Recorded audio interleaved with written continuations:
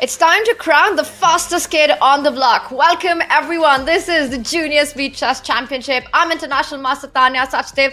Alongside me, my co-commentator in a crime, Grandmaster Robert Hess. Robert, I'm still recovering from all the action from the plane, and it's going to be another day of nail-biting chess.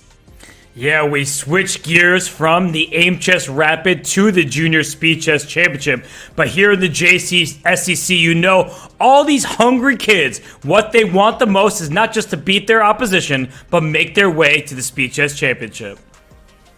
That is the big prize at the end of the road, the golden ticket to the main Speed Chess Championship. And of course, the biggest talents will be vying for that spot. What is the Junior Speed Chess Championship? Let's talk about all the action that's coming up. It is a platform for the biggest chess talents across the world in a grueling format to crown the fastest of the lot. And this year, it is only for players who are 18 or under. 4 players were invited to the JSCC and 4 have qualified. And of course, Robert, it is $50,000 on the line. But once again, the big ticket to the main Speed Chess Championship. Oh yeah, because in the SCC, you meet the likes of Magnus Carlsen and Hikaru Nakamura. But those names are saved for a later date because here in this single elimination bracket, China, these are all the names we have to talk about. Some superstars in the making, some superstars already. And that's the cool thing about Junior Speed Chess Championship. We've seen previous winners go on to graduate to become these world elite players, and we might be seeing that in this edition as well. The 4 qualified players, Robert, Gukesh, Christopher Yu, Raunak Sadhwani, and Denis Lazovic will be playing against the 4 players who qualified in the May event, which is Ohanyan, Pranav, Samadov, and Dardha. What are you expecting from these matchups and the single elimination bracket? You know, you mentioned how some players were invited, others qualified. I expect to not care about any of that. And the reason why is because all of the players in this field are super strong. And we're starting off with Gukesh and Ohanyan. Of course, Gukesh, number 13 in the live ratings, did so well in Norway chess. But Ohanyan does not care. He is ready to take down his Super GM opponent. So Gukesh, he needs to be on his toes. He needs to be playing carefully. It's going to be a tough match. Super strong, hungry for the wins, and super duper talented. This is the match that we will be starting with Gukesh, who just recently turned 17 and on his 17th birthday beat a certain Magnus Carlsen in the Blitz event of the Norway chess. Of course, Gukesh is already one of the established elite players in the world. His live rating at 2744. He will be taking on Emin Ohanyan, and Emin is a super talent from Armenia. Robert, he's only an international master, but he's got 2 GM norms. You cannot write him off. Yeah, I think he's about to become a grandmaster in a few months. His title will be verified. So I think for Ohanyan, you know, he's beaten grandmasters before. Has he beaten super grandmasters? That's a different question altogether. But this is speed chess, and Ohanyan is one of the best players on Chess.com. He is super talented. He is super fast. He has experience in all time controls. He was in the recent OES, the Olympic Esports Series. So he has what it takes to take down a player like Gukesh, but it certainly will not be easy. Yeah, wow. It's going to be a big fight. But Robert, for all practical purpose, it's clear, and chat, we want to hear it from you as well, that Gukesh is a big favorite by the numbers here. Whether it's the rating, him being a grandmaster, the hot streak that Gukesh has been on. And I want to ask you this question. What does Emin do today to make this difficult for Gukesh? Well, we see the Smarter Chess predictions. Everybody who's watched this kind of commentary before knows I disagree with them no matter what they say. But 18-10 prediction in Gukesh's favor, Tanya, I don't know about you. That sounds reasonable, at least at first glance to me. I can't believe I'm agreeing, but Gukesh is the favorite. But that also shows that Ohanyan, 22% chance. That feels about right. You're such a rebel about the Smarter Chess predictions, Robert. But yes, this time, at least on paper, it feels like it is on point. But sports is not about what's on paper. It is about what happens on that particular day and how much form the players bring in. As we can see in the 5+1 portion of the match, the prediction is 6.5 to 2.5, where it goes on to the shorter time control of 3 minutes with just a 1 second increment. It's 6 to 3. Robert, I think for Emin, the best chance is to take it into that bullet portion, the 1+1, with as least of a margin that he can manage. Because the bullet, we all know 1+1 is absolute randomness. Yeah, it's a different ball game, as they say, and Hikaru's actually spoken about this a lot when he plays in the SpeedChess Championship. He feels that if he's within 2-3 games, he has a great chance against anybody. And I think for Ohanyan, that's the striking distance, that he needs to enter the bullet down at most 3 games, because you can't trail by more than that in a relatively short bullet streak. So I think for Ohanyan, that's the number. 3-point deficit is the maximum he can face against Gukesh to have a realistic chance. I mean, we can't really even talk about Hikaru. Him against anyone in the world, no matter what the deficit is, the guy is just brilliant. He can make a comeback from any situation, but absolutely. For Imin Ohanyan today, going into that bullet portion, he needs to keep the margin as narrow as possible. And in the 1+1, no one cares about the predictions. No one cares about who is a favorite on paper. Anything can happen. It's madness, which chat for us means absolute entertainment. It certainly does. Who doesn't love a good Speed Chess Championship? This one brought to you by the Junior Speed Chess Champions in the making. And I really think that we're starting with such a great matchup because Gukesh, he's shown his promise on the international stage at the Olympiad, the gold medal he earned on board 1 for his individual performance. And I mean, his accolades, they're amazing. And he's just 17.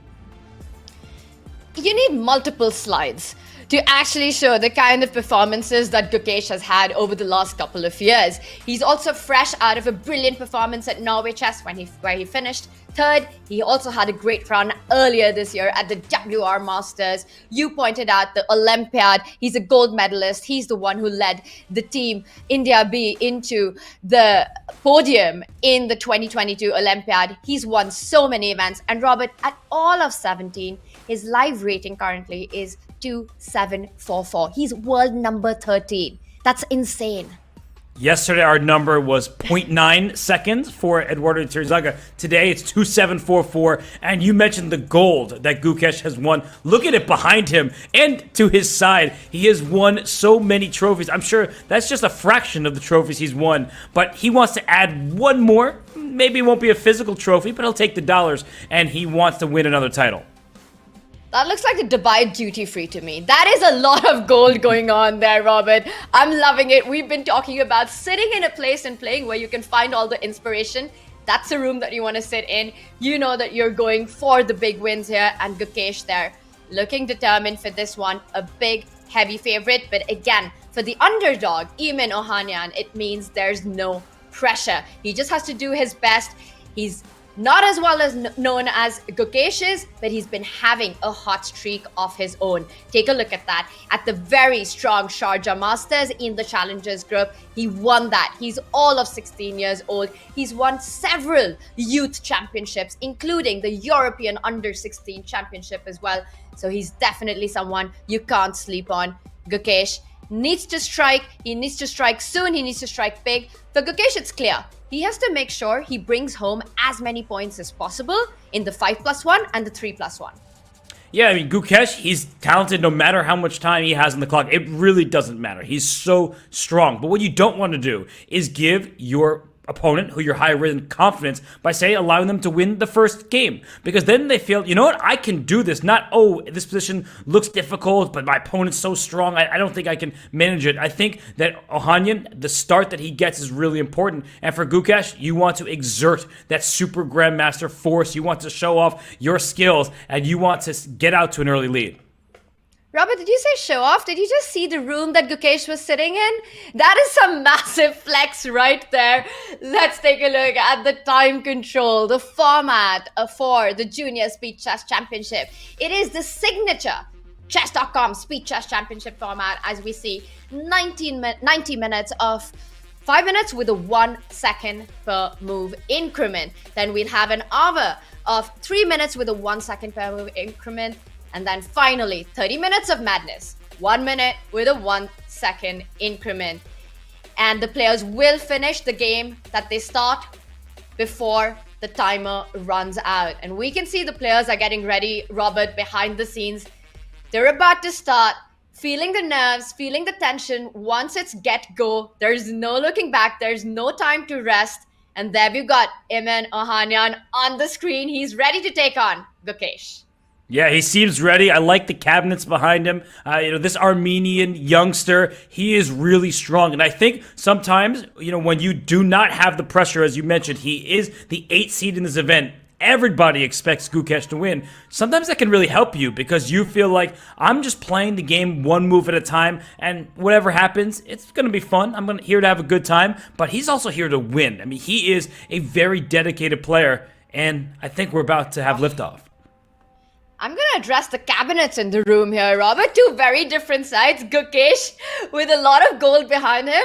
Emin Ohanyan looking to fill up his own cabinet. And this could be the day it starts. As we've been mentioning, the past winners of the Junior Speed Chess Championship have gone on to establish themselves in the world elite. And this is a huge platform. Arjun Arugasi is the current Junior Speed Chess champion. He defeated Nihal Serene last year. And this one's going to be a big, big fight starting today. And this is the match that we kick off with. Yeah, we might as well name our previous champions. Wei Yi was the first Junior Speed Chess champion. Then we had Nihal winning 2 in a row, and Arjun upset Nihal a year ago to take the title. So we have some superstars who have won this event, and Gukesh, he's already there. He's amongst the world's elite. For Emin Ohanyan, if he could take down Gukesh, I mean, who knows what the future holds for him? It's already a great, successful career at just 17, but I think he can add more to that cabinet, as you said, because maybe that's a sign. Maybe he's signaling it's empty right now because I want to keep adding to it. So it's always going to be empty as I look for more. It's going to be interesting to see if he starts filling it up today itself. We've got liftoff action is on. Gukesh starts with the white pieces. And wow, we see a kind of a Catalan with black deciding to go fianchettoing as well. Robert, I'm not sure. Did this come from a Slav? Did it come from a Catalan? What happened here? It came from knight f3 on move 1, just to quickly go through the moves. And we had a sort of ready setup, and then black decided to fianchetto as well. So a very solid start to this game. As we hop forward to the live position, black protecting the pawn on d5. And now that we're here, Tanya, I mean, this looks like very normal stuff. White plays knight h4, trying to force some of the issues here in the center. And, well, capture on d2, queen takes d2. That would look weird, but Tanya, in these types of positions, you can play queen takes d2 because the bishop on c1 may have other diagonals to work with. And the diagonal that you're looking at, Robert, is on the left side of the board, the queen side. You want to push that b pawn ahead and land up with your bishop on b2 or even potentially on a3, eyeing that e7 pawn. Gukesh goes on to get more control, more space in the center, coming on with tempo, already about 40 seconds up on the clock. Not looking easy for Emin. No, these pawns, they can be menacing, but on the other side, they maybe are targets. Sometimes you're like, oh, can I push that pawn back to e3? Let me get a pawn chain. So this d4 pawn needed defense. That's why the knight left the rim back towards the center. And then it begs the question, is bishop g4 in time? Oh, there might be rook d1. So instead, Emin just develops. I think this is sensible. Queen b6, bring a rook to d8, things of that nature. So Tanya, I feel like there's going to be a lot of tension in the center. I love it already. Tension is exactly the kind of chess that we like, and he goes for the idea of developing the bishop on the queen side. This gives black the opportunity to immediately perhaps strike with c5. You've been pointing out that bishop on g7, that's the big trump in black's position. You want to open it up. You want to challenge white's center as quickly and as strongly as possible. And he goes for queen b6, and the eval bar reacted in white's favor. So I think you were right, Tanya, that c5 looked like the way to go, but perhaps didn't like the trades in the center. c5 now, well, there's no pin. This bishop was protected. Also, this pawn can go up to d5. So rook d8. He is playing to keep that tension in the center. He's just saying maybe your pawn d4 is more of a weakness rather than a strength in the long term. Tanya, bishop g4 at some moment really could hurt white.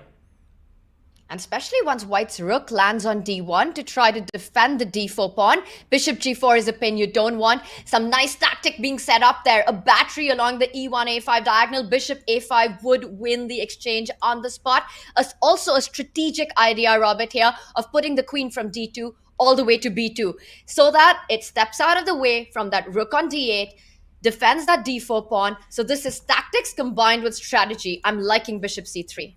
I think, completely overlooked this idea, and I have to admit, I didn't see it coming either. But this is really great stuff from Gukesh. That queen on b6 is where it wants to be, putting pressure on d4. But if you don't have time, and you really need to play bishop g4, you have to spend another turn moving your queen. It's a bit awkward, but on the other hand, Tanya, this queen may find its way over to h5, and that does give black some chances to try to trade off light square bishop. So Gukesh is like, I heard you. No light square bishop trades for black.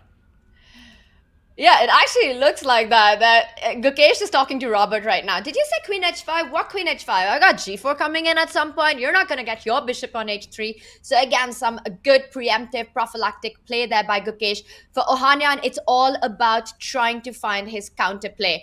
And it's not easy in these positions. What you really want is to strike in the center with a potential f5 or c5, but that means more weaknesses for black. Robert, it's a bit of a suffocation strategy that Gukesh has going on here. It's a great way of framing it, that black just does not have space, does not have squares. And knight c5, taking advantage of a pin along the d file, but the eval bar really didn't like that move. And queen e1, maybe not the best move, but still a very good one. So it gets the question mark, because there was something better. I wonder what move was available, because that looks like a relatively natural move to me, stepping out of the pin. But I wonder, what do you see, Tanya? Instead of queen e1, protecting the e4 pawn, did you have a better option there? And we see the eval bar kind of stabilizes. I think queen e1 is a very, very human approach in this position. You step away from the d file, defend the e4 pawn. And Robert, Emmanuel Lasker, world champion, he said, when you find a good move, look for a better one. But in these time formats, when you've got just 5 minutes on the clock, when you find a good move, you very well downplay it. You see queen e1, it keeps things compact. You defended e4. You play that move as quickly as possible, but look at this. Ohanyan is making use of a lot of pins on the board. White could not have picked up that knight on c5. The bishop on c3 was hanging. He also puts pressure on the e4 pawn. But right now, black doesn't have a good way to actually capture e4. Queen e4 runs into white picking up the piece on c5. If black gets greedy with capturing on e4 with the knight, white can also jump on with his own knight to e5. Robert, let's show this trick that's available. Knight e5 comes up, and after bishop e5, there is a big intermezzo of picking up the knight with the bishop, attacking the queen, winning the bishop on e5 on the next move, and winning the game. That's a really beautiful tactic. The intermezzo is essential, and that's why we see, instead of a capture on e4, the knight hop back to a6. So it's clear that Ohanyan's strategy has not worked out. Look at white's beautiful center. Everything is defended in the position. The rook protects the bishop in case it needs an extra defender.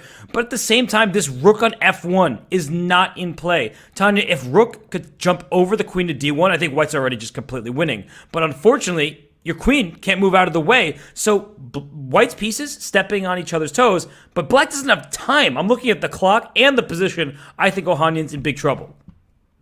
Rook d1, you put that rook, jump it over, castle the queen, and you're absolutely winning. The bishop falls back on f1, you start pursuing the queen. The queen doesn't even have great squares in the position. But that's the only challenge that Gukesh has right now. Everything else is placed beautifully. Control on the center, the b3, a2, these 2 pawns on the queen side really limit black's light squared bishop. What is Ohanyan's other problem is that knight on a6. It's really not playing currently.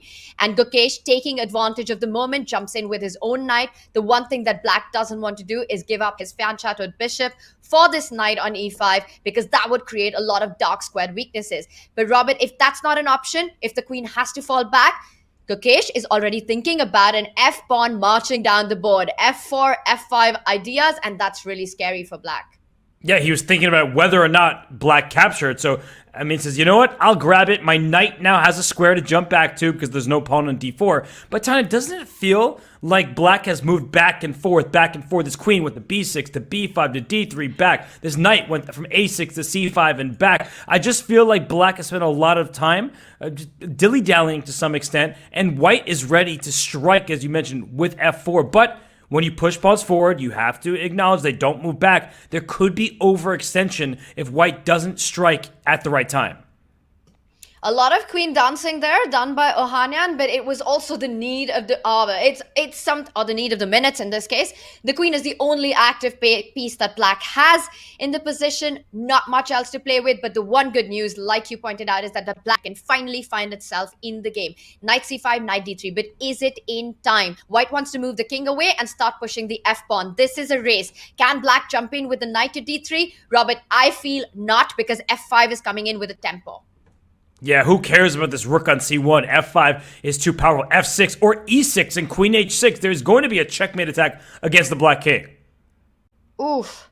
I love it. e6 and that move that black just played, rook d3. Don't be fooled. It's not an attacking move. What it wants to do is sacrifice the rook for that bishop on c3 if and when it's required, because white is coming for those dark squares. This is getting tricky. f6 in the air, e6 in the air. Not right now. Watch out. Queen g3, Robert.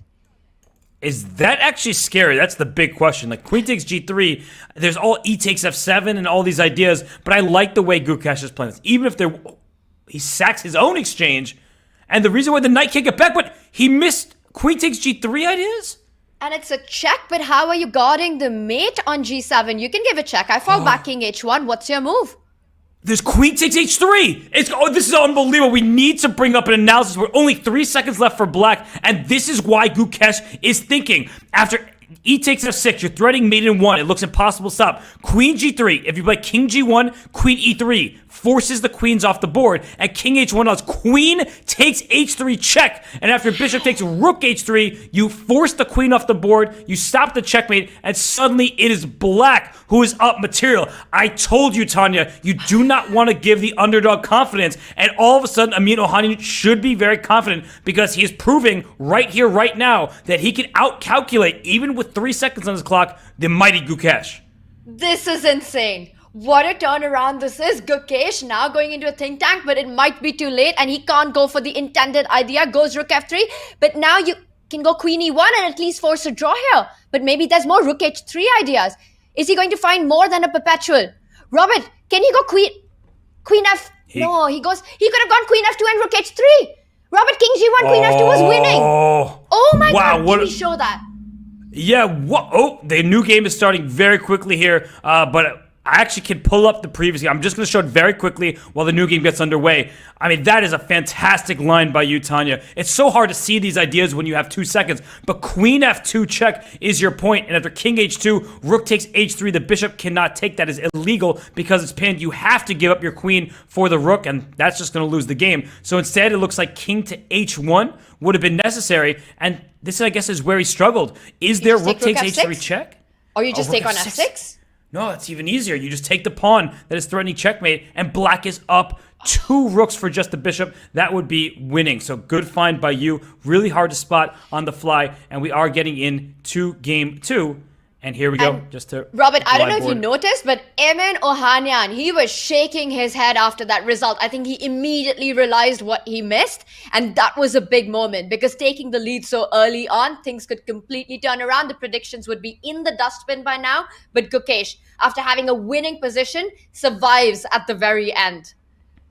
But you have to give credit to Ohanyan. He was just completely busted. He had no time. And yet he saw through. He saw the main tactics, and that's why he was able to survive. He didn't win the game. As you're saying, that would have been huge for him. But look at this position. He is white in game 2. He's created a great pawn chain in the center, and he's just playing solid, strong chess. So I feel like, confidence edge, that's good for Ohanyan here. Now, he needs to make the most of it. He needs to get a good position like he has now, and he needs to maximize. So, that's the question I'm going to pose to you. Tanya, you're a d4 player through and through. This looks great to my eyes. How do you make it more from aesthetically pleasing to a legit advantage? You like that move, queen b5?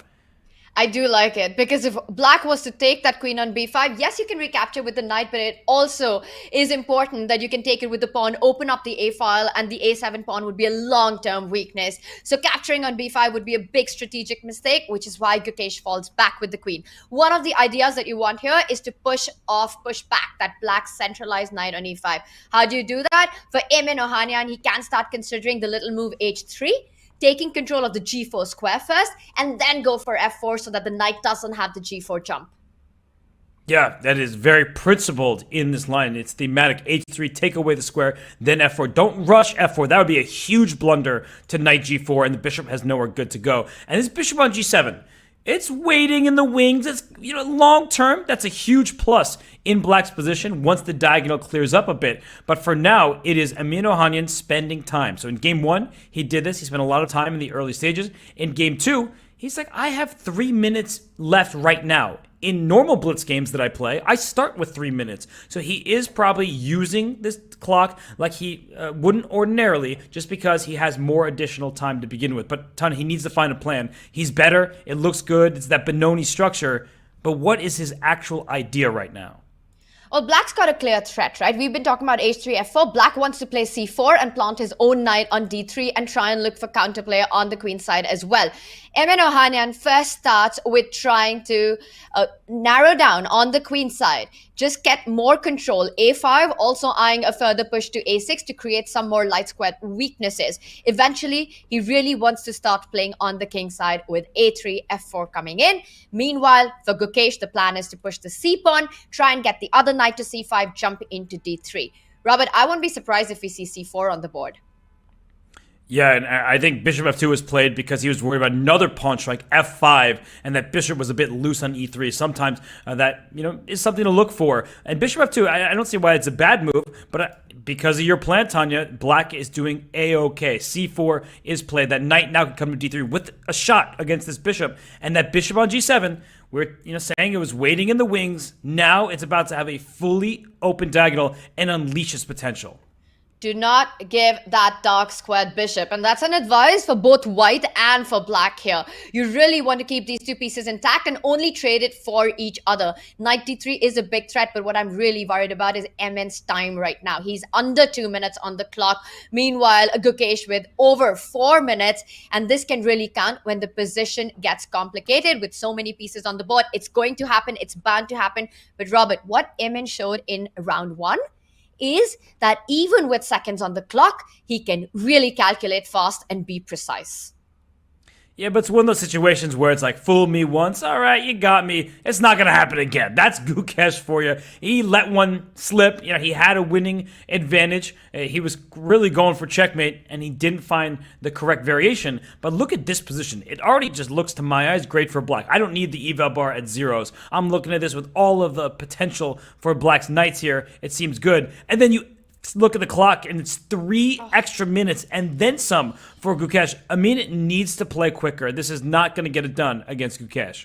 100%, because the last game, had Emin had a couple of extra seconds, he would have definitely found the killing blow. And that's what it comes down to. Those extra minutes on the clock for Gukesh saved him in that position. And now we see he's under a minute on the clock, plays the move rook to b1. What he wants to do is go b3 and get out of the stronghold that the black knight has on d3. But Robert, usually in these same-ish kind of positions, that's not the direction that you want. You want to start pushing in the center.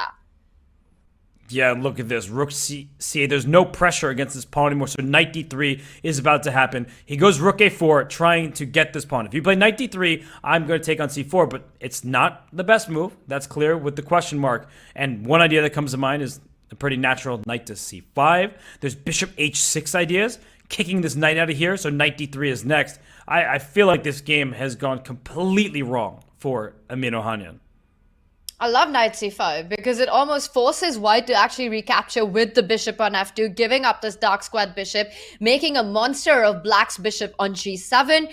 Rook a4 has a question mark, but it's already a very difficult situation here for Emin. Things have gone wrong with the white pieces. Barely seconds on the clock, and Gukesh wanting to keep the queens on the board. I think he's also playing on the clock. It doesn't matter what the objective evaluation is. He just wants to keep as much material as possible on the board. Yeah, look at these knights. This knight comes to c5. Please take my knight on c5. And it's what happened in king f1. And no, this can't be good. And the eval bar says, no, this is horrible for white because that was a miss. But this is what's happening when Gukesh plays quickly. Maybe he's playing too quickly, right? That's something that we can, and I think it's a justified criticism thus far, or maybe a suggestion more than a criticism, is that when he gets these winning advantages, he should just win on the board rather than trying to rush it and also use the clock. Yeah, it's always such a tough balance to find those critical moments, when to stop when you're in the pace of moving quickly. And I think so far, the time management has worked in Gukesh's favor. Knight D1, and this is where he pauses to have a think. He can feel it. He's placed all his pieces in an optimum position. Now he's looking for a way to break through. Does he jump in with the knight to D3? But he's got to calculate tactics, because knight D3, it might look like a move you want to make, but white can perhaps just capture on C4, and there might be complications. The white knight can jump on E3, targeting the C4 pawn further. So it doesn't really get anything for black. Where is the break? Is he thinking about a potential F5? Yeah, no, I'm looking at F5 for sure. Just open up more lines for your piece. Look at this rook on A4, right? It's doing one thing and one thing only, hitting this pawn on C4, and that pawn is quite well defended. So you might have time to play a move like F5. Bishop H6, if you want to kick this knight out of here so C4 never feels vulnerable. That's an idea. As you mentioned, knight D3, of course, will always be an option. And he goes queen E7. He wants queen H4, but the eval bar doesn't love it. Doesn't love it, but Emin, with just 6 seconds on the clock, makes the move rook c1, further targeting the c4 pawn. But now the black queen can find itself on g5, on h4. The bishop h6 idea that you mentioned in the previous moves comes with more horsepower here. Bishop h6 would be a huge pin on the diagonal. He starts with queen h4. This is getting bad, and this is what happens when a player has more space and better placed pieces. You can jump around from one side of the board quickly to the other. We see the queen has landed on h4. There's a mate in one, a big threat. I don't see how you're fighting it. If you move the knight, there was a mate on f2, and that's it. Emin resigns that one. He had no time left on the clock, and now Gukesh starting with the Jabava London. Yeah, no, he's going for the Jabal London, trying it out, and that was a nice game from Gukesh. I mean, he didn't do anything fancy at first, played an opening that, according to the engines, was slightly better for white, but then he found all of the good ideas while his opponent, Ohanyan, was just moving pieces back and forth. It didn't seem like he had a concrete plan. So thus far, I would say Gukesh has played excellent chess overall, with the exception of overlooking that tactic in game one. In game two, he slowed down at that right moment. He brought Queen to e7 to h4, and eventually he delivered a checkmating attack. So knight comes to c6. Kind of early stages here of this Jabal London. I think that for Gukesh, he's playing one of his, blitz opening repertoires. But what do you make of it? I mean, do you like it? Because I always have a problem when I put my knight in front of my own pawn. It feels like I'm a little cramped, at least more than I should be.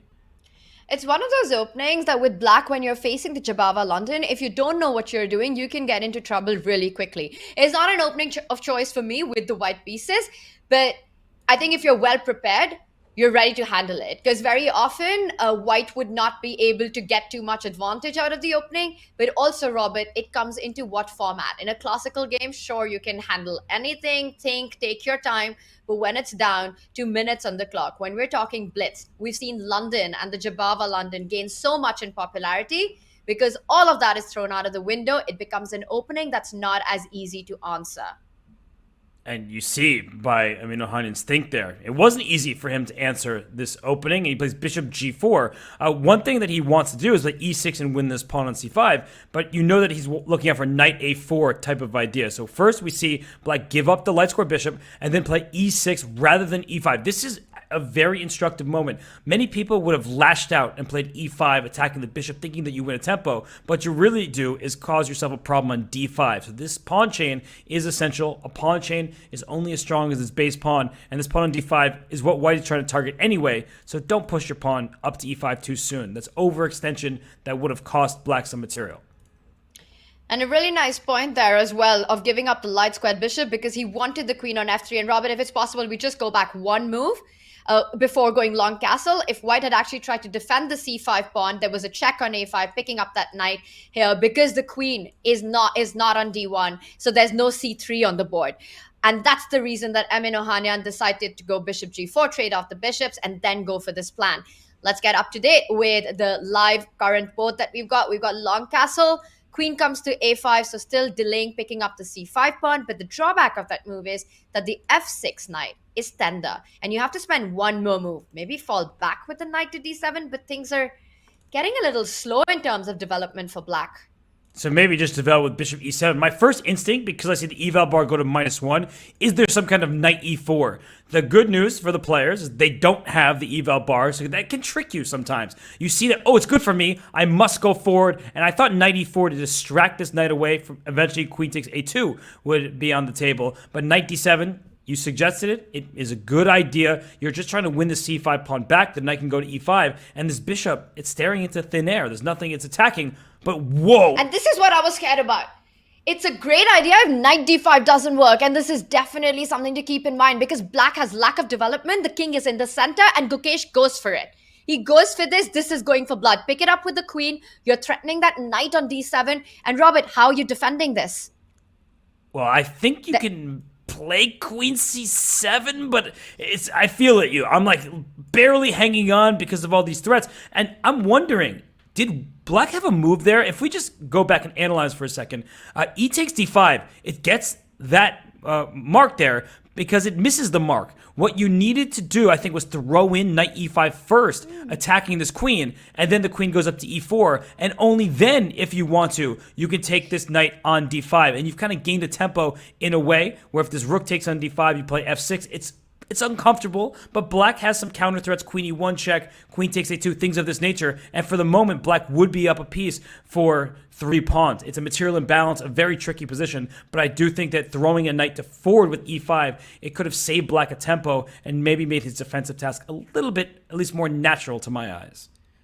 That's a really great point you make. And it's often these intermezzos that you miss because it's so natural and a human tendency to just recapture immediately, especially in these quick formats. You don't take that pause. It's kind of like the hand move that you make.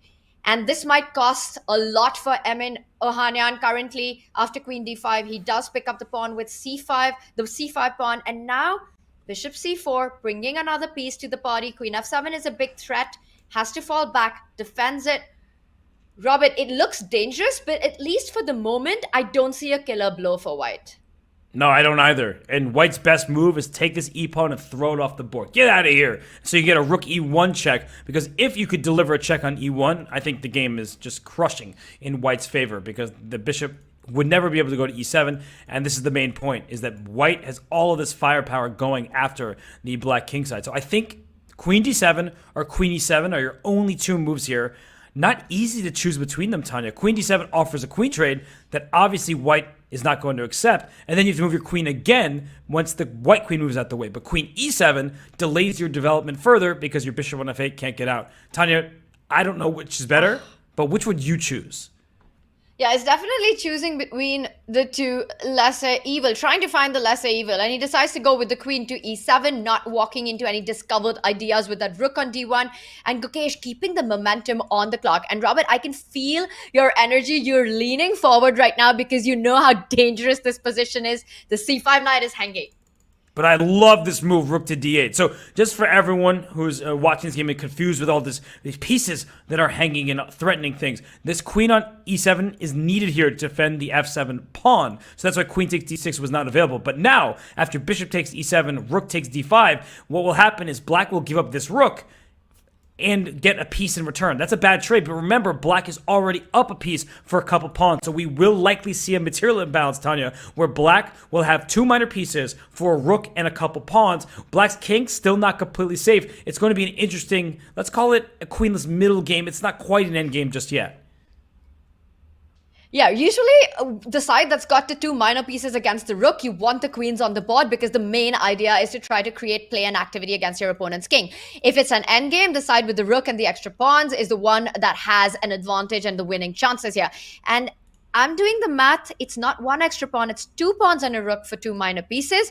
Robert, in these endings, and especially with the black queen side pawns being weak as well, white doubling it on the d file, for Emin Ohanyan, he needs to struggle for a draw here. Gukesh, I think, is playing for 2 results this position. Yeah, and look at the clock as well. That's not going to help Ohanyan. But what might help is this move f5 and a knight to e4. He's suddenly giving his pieces some squares. And your best move is a6 back to b7. Sorry, that's not legal. But to your point, you want to connect your pawns. You don't want these isolated pawns on the queen side. So look at Gukesh playing small moves with his pawns. c3, a5 was played by black. It's hard to get to black's pawns, Tanya. I feel like this is an ideal defensive setup for Ohanyan. Absolutely. And at some point, white has to strike with the G pawn all the way to G4 and try and create more weaknesses on the king side. You've got rooks. What you want are open files. You want files and ranks with which you can attack your opponent's pieces. And I see a question mark on that move. But bishop d8 returns the favor. There was something better that black had there. Yes, and I'm only getting a clue because there was a question mark and black was with the advantage. Just very quickly, it was a tactic just to show that instead of bishop to d8, knight to b6 was available. Rook takes a5, knight c4, hitting this rook and threatening a fork on e3. This is kind of outside the box, not easy to spot. We're only helped because the engine says, oh, there was a missed opportunity there. But this still looks like black is really trying to hold. I actually think that black is in trouble because your minor pieces can't move. The bishop on d8 is stuck here. And if you move your rook away, you'll lose the c6 pawn. So I don't see a plan for black just yet. As the game You're going to end up losing a lot more because e5, e6 is also in the air. So black had to untangle himself from all the pieces on the D line. Now the rook is targeting the a5 pawn. And maybe still he's got this idea of knight b6, knight c4. But the big difference there, Robert, is that white has a check on it. Right, so there would not be a fork on e3 just yet. That is something that black wants, though. Bringing this knight to d5, that should help stabilize. White does not want to put a pawn in c4 because then you hand all the dark squares to black. So white would like to play b4 and a5 and just restrict the enemy bishop while pushing your passed pawns. This move, rook a7, directly attacks the pawn on a4. You can defend by going for a counter threat or by pushing your pawn to a5. But I feel like these positions, Tanya, are still quite tricky. As long as there's a knight on the board, it's always tricky because there are forks in the air. You just never know what's going to happen. But so far, that knight on f8, you know that it's not the most dangerous piece. It's not been able to find those checks on the board. Hits the rook, says you can take the c6 pawn, but in return, white will have to give up the a5 pawn. The two passes on the queen side with just 9 seconds on the clock. Robert, it's going to be a miracle if MN survives this one.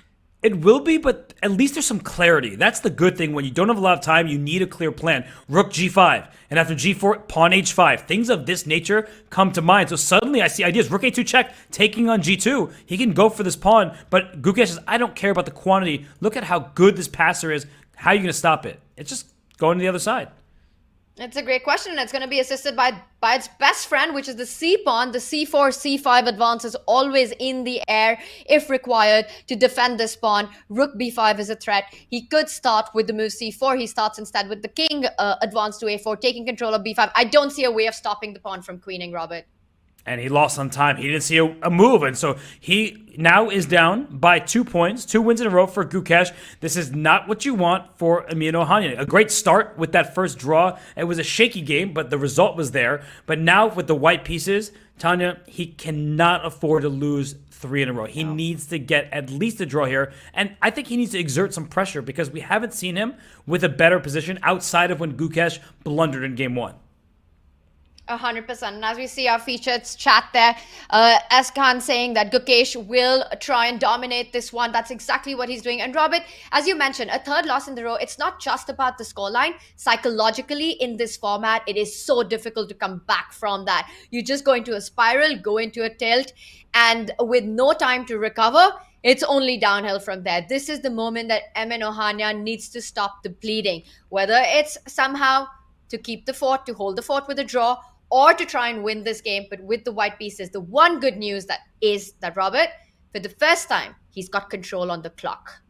Yeah, he has control on the clock. He has control in the center. Look at this d5 square, and white has 1, 2, 3, 4 pieces all staring at this square. So that may leave black with this backwards pawn. But I like this bishop on e5. That's a great piece. It's hitting the knight on f4 directly, maybe putting pressure down on the h2 pawn. So, Tanya, I don't have great experience with either color in this position. Of course, I've commentated enough chess in my life to have seen it many times. But one of the big questions that I'm asking myself is, do I want to play knight e6 and go into bishops of opposite color territory? What do you think? Would you play the move knight e6 or maybe just a simple knight d5? It all just comes down to what are the options here. Knight e6, I think, given the fact that white that black does have the bishop pair is definitely something that he considered, but instead he goes for the d5 square. Robert, very often in these positions, the fight is for that d5 square. You want a piece over there to keep things together, to keep everything under control. But what this does allow is the f pawn to march down the board. You have to time it well, because an f4 move runs into a check on g4. Every pawn moves leaves behind a weak square, and that's what happens if black does rush with f4. That bishop on e5 for Gukesh is a great piece. It can't be challenged. But right now, with white's piece activity, everything in a dynamic balance. As long as black cannot play f4, white is fine here.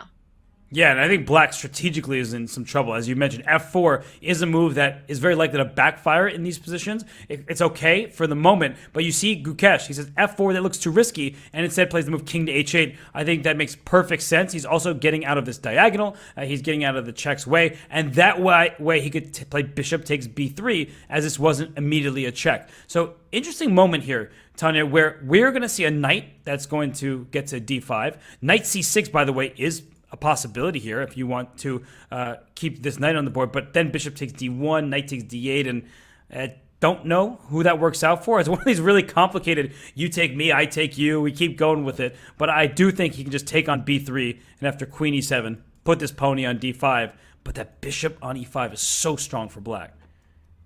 But as is the knight on d5, right? This is like one of those positions where both pieces are powerhouses here. The knight on d5 is white's trump, the bishop on e5 is black's trump. It'll come down to whether black can get those central pawns rolling, or will white be able to find play on the queen side against the a6, b5 potential weaknesses. Bishop b3 on the board, and again, the one thing Ohanyan has to do is not take too much time. Don't burn the clock. If he feels that capturing on b3 just keeps the balance, he should go for it. Instead, he goes knight c6, and Robert, it's a mistake. And it's a commentator's curse, because I was about to, you were talking, and I realized my own mistake, and I was going to admit it. And then he plays knight c6, and I'm like, wait a second, there's bishop takes h2. Just to dial it back for a moment, you couldn't take on h2. That was a brilliant shot from Gukesh, because if you take queen to h4 is check, the king has to move back to g1, and then the queen on d1 is lost. So it was an oversight. I spoke it into existence, and after king h1, queen h4, your queen is under attack, and once this bishop moves, queen h2 will be checkmate. So I'm sorry. I mean, my apologies. I know I said knight c6 was possible, but it clearly was a bad move, and I missed it the first time. But unfortunately for him, I'm not playing. I can take it back. He cannot. All your fault, Robert, that this happened. I remember the SpeedChess championship between Hikaru and Magnus, where you called out bishop c7, the epic moment. I think I'm sure chat knows about it and remembers it as well. So again, it's down on you mentioning the move knight c6, and it was all game over. You either lose your queen or run into a checkmate at that point. And finally, Emin decides to move on to try and save some time, get as many games in as possible. And that means 3 losses in a row for Emin. And, it's way too early in the match to say, oh, he can't make a comeback, but he needs to start somewhere, and he needs to start soon, because while there are 54 minutes left in this longest time control, 5 minute plus 1 second increment, he's probably at his biggest disadvantage in this time control, right? This is not more time on the clock, better for the stronger player, and Gukesh is the stronger player between the two. That's not up for debate, but Emin Ohanyan, he's about to be a grandmaster, very strong in his own right. He needs to find his footing, he needs to get some kind of advantage, and he just needs to play one complete game. That's what he needs for himself.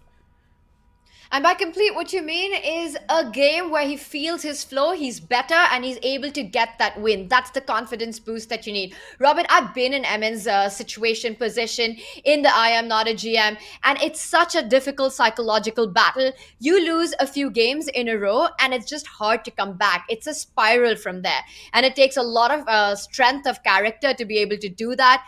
But Emin has to make sure he strikes back soon. It's not an easy task. He's playing the black pieces. And right now, with the given situation, if he can find a way to just stop the bleeding, stop the losing at the moment, think about the wins later, just keep things under control and get out with a draw in this one, that would be big success.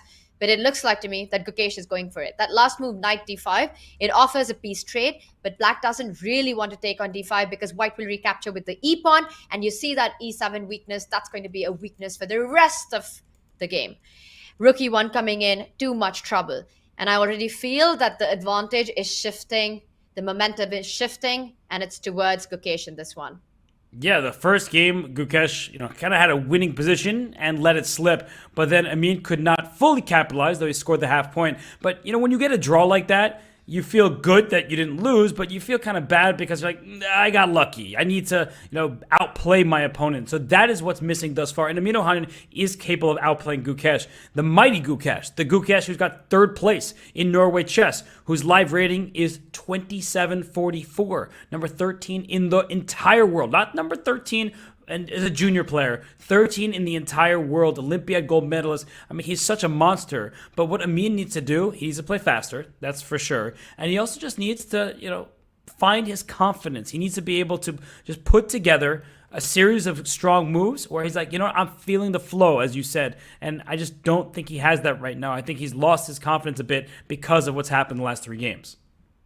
And that's the hardest thing to do right now, is to not let Gukesh get into your head and to find the confidence after the way things have gone. It's not just been the result, but also the momentum of the games. Gukesh has been in the driver's seat from round 1. There was that small moment where Emin had that shot, but it was just a couple of moves.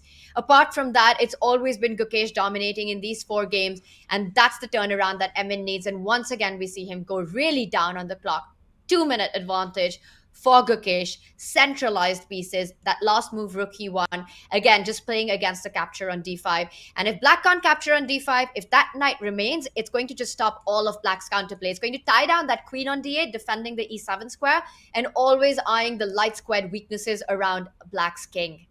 Okay, but the knight back immediately. Yeah, I wonder if he was thinking that black may play e5 to get rid of that weakness and then take on d5. That actually was a pretty interesting idea, and I'm just going to show what that looks like. And to your point, Tanya, the reason why black never took on d5, just to put that on the board, is e7 is such a big target. You see that black would be in big trouble. The eval bar suggests white is much better. But I was thinking that e5 at some moment, and if the queen moves anywhere, bishop takes d5, now you're not scared of this. In fact, black is, you see, strategically winning because you have the dark square control against a bad bishop. So if you could push that pawn to e5, that's something that Ohanyan needs to consider if the knight goes back to d5 at some point.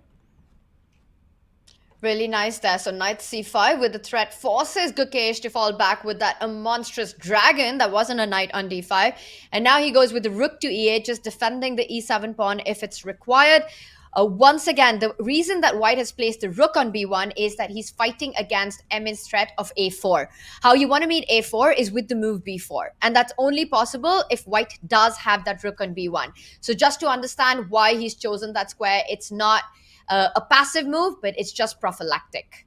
And we see a3 to get b4 in. As you're saying, that rook on b1 is serving a critical purpose. And black has moved a bit back, but now might be the time for e5. It's not an easy move to play because then d6 becomes a backwards pawn. But what you really would love to do is this one ever goes to a4. That would be the end for white. That strategically would be terrible. But you just sense it from Ohanyan. He's moving back and forth. And Gukesh, he has put this knight back to d5. It's been a rinse and repeat. But Tanya, I don't know. He can play knight c5 now, but there is b4 they consider. So he goes queen b6, offering the trade. I need him to just play a couple moves in the flow of the game. And white falls back, refusing the trade. b4 was again a threat, not anymore. Emin fighting that threat. Knight centralized on e5. c4 pawn is tender. White doesn't have the option to go f4 because notice the pin on the diagonal with the queen on b6. And perhaps Gukesh can start considering sidestepping with the king and renewing the threat of getting f4 in. And I'm just wondering, is Emin going to try and get tricky with the move a4?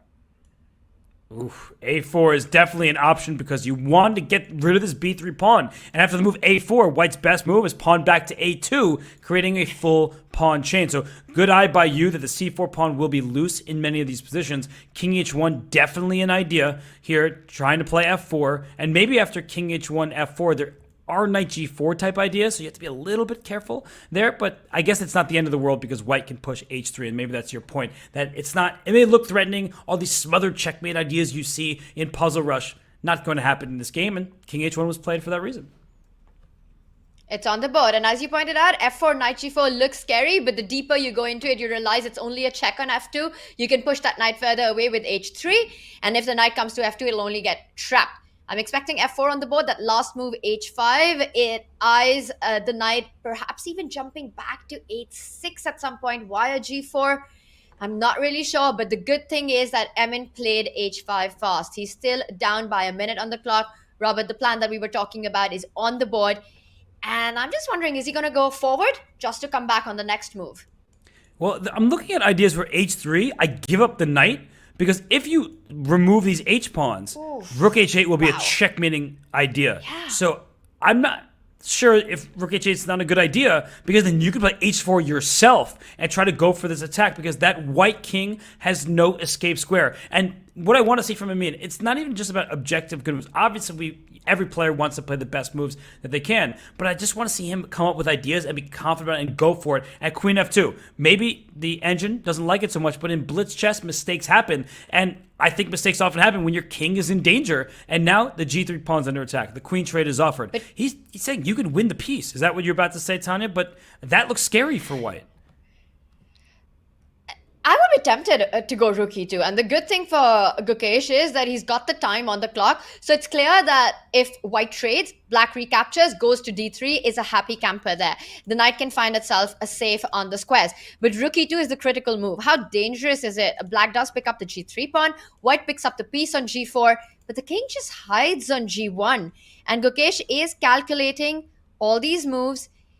It's burning the clock. He's still up on the clock. But Robert, I don't see the killer blow after sacrificing the piece. I think he's going to go for rook e2, and we're going to have fireworks. He's doing the right thing by calculating, though, because we don't see it at first, and he probably is like, you know what, I think I can get away with it. But then you miss one idea in the line, and you're immediately lost. So I think he's going to work his way through it. He played rook e2. But I think in this position, rook h8, you just got to start making some moves here for black. But queen e3 was excellent, I have to say. That way you get king f2 and queen g3 if the queen goes to h2. If you could force the queens off the board, then you're winning. But if king f2, maybe rook h3, so he goes king f1 instead.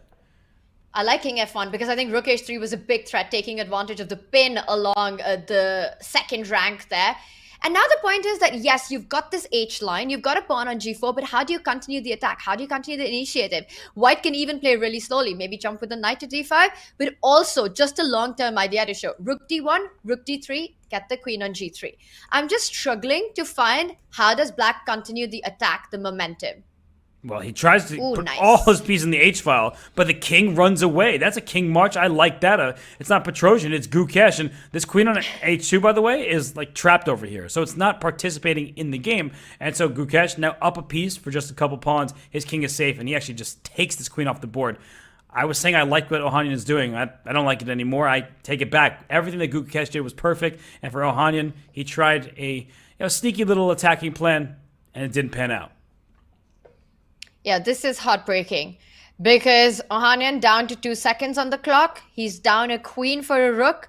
There's no attack. There's no compensation. This will be his 4th loss in a row. It seems very likely unless he can get some kind of checks in, and he brings his rook to h1. So he is doing a pretty good job of causing some complications. But knight c3, what a calm move by you. Instead, he goes for the aggressive f5. Is there? Oh, there's some problems for the white king. Where is he hiding? He wants to go to e3. King d2 and king e3 is what he wants. And he's saying that I'm coming for your king. I'm not really sure because after king e3, black can pick up that f5 pawn. What's going on here? Oh, and he goes king e4. That's amazing. Queen g6 was a big threat. But rook g1, great play by Ohanyan in his time. Rook f1. There's rook f2. Oh, he has a check-in. Queen h5. And then what? Because check, here, check. There's rook g7 back. And this f5 pawn is in some trouble. This is complicated. And the good news for black is he's got to come back with the rook because the e7 pawn was tender. He does exactly that. You can't really take on f5 because you end up with a lost endgame. Knight f4, Robert, it looks like Gukesh has calculated everything. And now knight e6 comes in. Queen h3. Oh, knight e6 won the game on the spot. Instead, he goes for checkmate here. So how can black stop it? I don't think you can. The king successfully runs away, and it's mate, right? No, but you win the rook at least. And that should be enough to win the game. Just go queen g7, win the rook, give the checkmate on the next move, and that is it. I mean, Ohanyan there. That's game. That's game over. And with that, Gukesh wins the 4th game in a row. And again, Robert, in convincing style, we see him there. He's been on fire today from the very start. He's been unbelievable. He made a mistake in game 1. I was thinking maybe that would give Ohanyan some chances, and Gukesh said, no, that's your only chance. Thus far, it has been a display of excellence from the youngster from India. He is a sensation, and he's playing a sensational match, and that's why he's up 4 points. Wow. And this is the halfway mark of the first segment of the Junior Speed Chess Championship of the 5-minute with a 1 second increment. We will be back with more 5+1 action. Emin Ohanyan has a mammoth task in front of him. He's got to start scoring, and he's got to do it fast.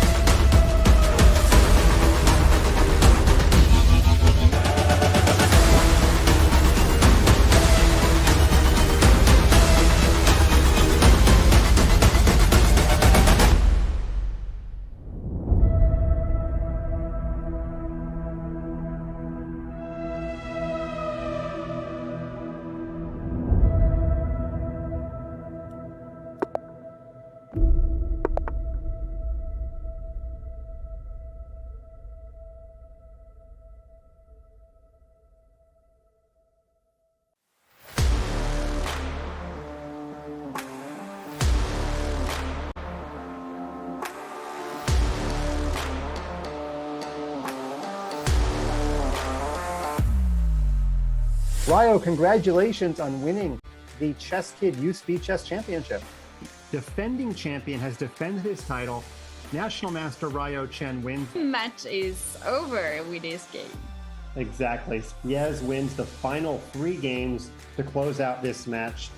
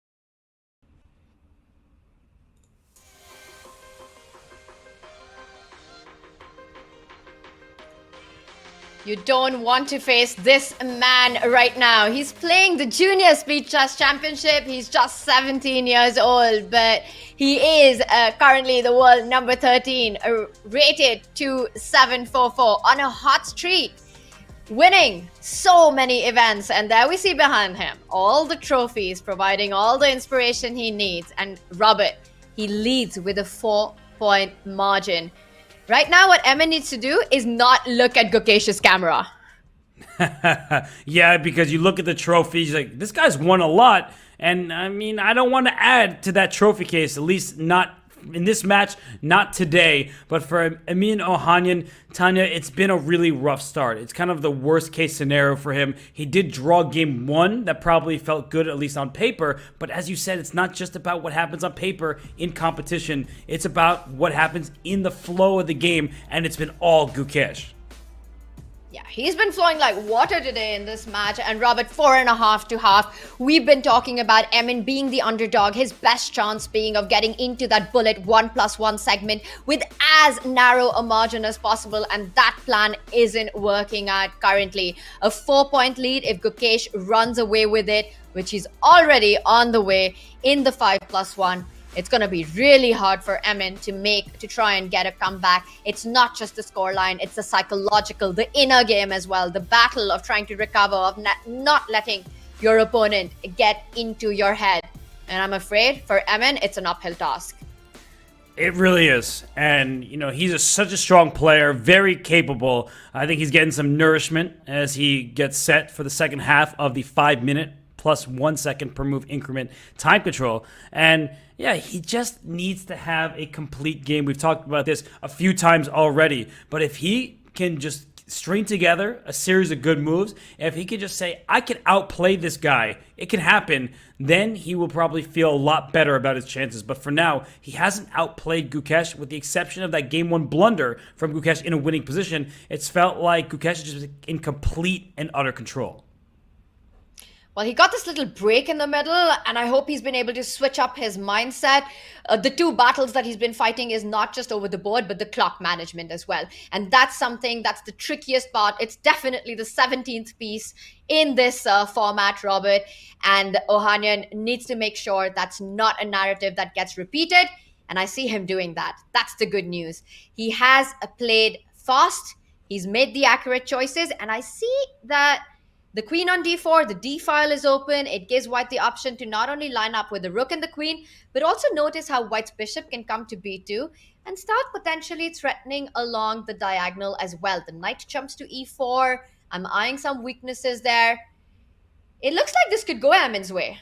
Yeah, it's a good start to this game, that's for sure. And the problem when you play Gukesh, someone who's number 13 in the world, is his opening preparation is stellar. His middle game execution is fantastic. His end games, yeah, he may be young, but not much of a problem there either. There are no weaknesses in Gukesh's game. Now, relative to some other elite players, sure, he may struggle to do certain things. Everyone is growing. Every chess player is a work in progress. But I think that's a big issue, is when you play somebody that's maybe your own strength, you say, what direction do I want to take this game? When you play someone who's better than you, you're like, you know what? You know, I can maybe get them in uncomfortable territory. When you play the number 13 player in the world, I don't think there's anything that's uncomfortable for him. He loves chess. He's great at it. And so for Emin Ohanyan, he's just struggling to find that direction. And, well, he brings his queen in a good direction, I would say, opening up an attack against the queen on d8. And, Tanya, I'm looking at this position, and I'm with you. I actually do like it for white.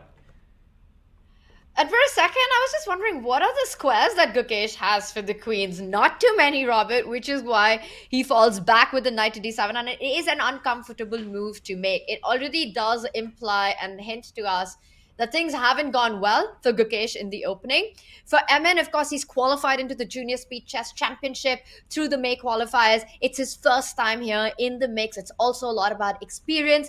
He's got 2 Grandmaster noms. He's been having phenomenal performances in the Opens. He's won so many youth championships. So he's definitely someone who's capable of making that comeback. And for him, at the end of the day, it's also about gaining a lot of experience. I really like what he's done so far in this game after that short break that he had. Queen h5, eyeing potential sacrifices on h6. And look at that. Is that Gukesh? Is he going to repeat? Will he try and bail out? What an interesting repetition this is, but it makes sense to me because where else could the queen go from h5 back to h4? That looked a bit awkward, entering the bishop's line of sight. So we have seen a repetition thus far, and considering how much time Emin spent to play it, I don't think this is some kind of preparation forcing draw sequence. I think he's just playing the current position. And what do you think? Will he make this draw? He really shouldn't. Robert, he's got the white pieces. He's down by 4 points on the scoreline. And he doesn't. I think that's a very good decision. And this is the kind of fighting, ambitious play that's required from Emin right now to fight the titan that he's facing currently with Gukesh against him. Queen f4, a good choice by Emin. Yeah, you know what? Play knight e4. Give up this a2 pawn. Play bishop b2. And that looks like a promising attack. I'm not even just saying it because of the scoreboard. Although, if I'm being honest, we have to take that into account already at this stage. Like sometimes you feel, I need to play for a win. I need to get a W. I need to narrow the gap from 4 to 3. But I just think this is principled play. You go over towards the king side. And this black king on g8 doesn't have too many defenders around it. And the queen side is lacking for black. There isn't development there. The pieces are tangled up. I like that move. The knight from e4 also stops any potential bishop g5, queen g5 trading ideas. And once the bishop lands on the diagonal, it will be a fire piece. Robert, what Emin has to make sure is, again, not to take too much time at this moment because it's not a super critical moment. He goes for the right choice, which is great news, but he needs to keep control on the clock. He also has to make sure that after declining that repetition, he doesn't let it psychologically affect him. Knight e5 gets across. It's a bad move. Does white just simply continue with bishop b2, or are you seeing some tactics in the position? Bishop d2 might be the starting place, and he plays it. The queen is forced to go back to c7 to keep contact with the knight. But this is an awkward situation for black. So bishop c3 is my first instinct, and then c5, and then knight d6. And you can tell that all of a sudden the pieces are coming to play here, and black does not have much control. This is a really good game thus far from Emin Ohanyan.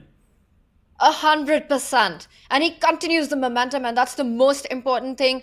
Robert, if Emin can convert this advantage, he's back in the match. All you need is one good win. Not a win that comes out of luck, not a win that comes out of blunders, but a win where you feel that you outplayed your opponent.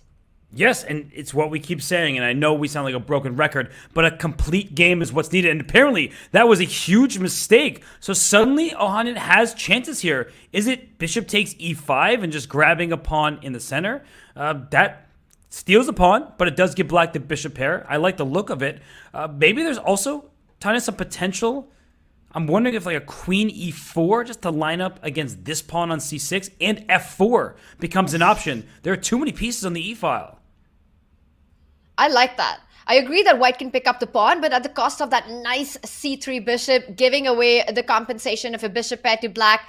It's something that I don't think it's super tempting for white to go for after having a dominating position. Queen e4, on the other hand, was a move that I really liked the moment you pointed out.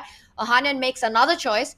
He first dilutes the pressure on the queen side, picks up the extra pawn. The a2 pawn is weak. It's snapped up immediately by Gukesh. The c6 pawn is hanging. Lot of loose pawns in the position, and he could start with the move rook to c6 as well. Yeah, and looking at this knight on d6, which is pinned and under attack a couple times. So for black, rook a5 comes to mind and was just played. This queen is under attack over here. Rook takes c6. There's queen takes c6. I think black gets away with that because the queen was threatened. And he goes queen b2. So bishop d6, rook I'm like, did he just blunder a piece? The answer is no, he did not. He will take on c6 and get it back. But then there's queen f7, queen f2. Uh-oh. We might be seeing it after rook c6. Yes, you win the bishop back, but black gets the f2 pawn. It's happening on the board. I think Emin has lost control of the position. Yeah, as soon as he took on b6 en passant and opened up the queen side for black, it went from Gukesh having no real moves, no ideas, to suddenly some pieces that are getting out into the open. But the eval bar is still hovering around the center. Rook takes d6. It is possible. Queen takes f2 does not lead to checkmate. So maybe that's why it remains a bit balanced.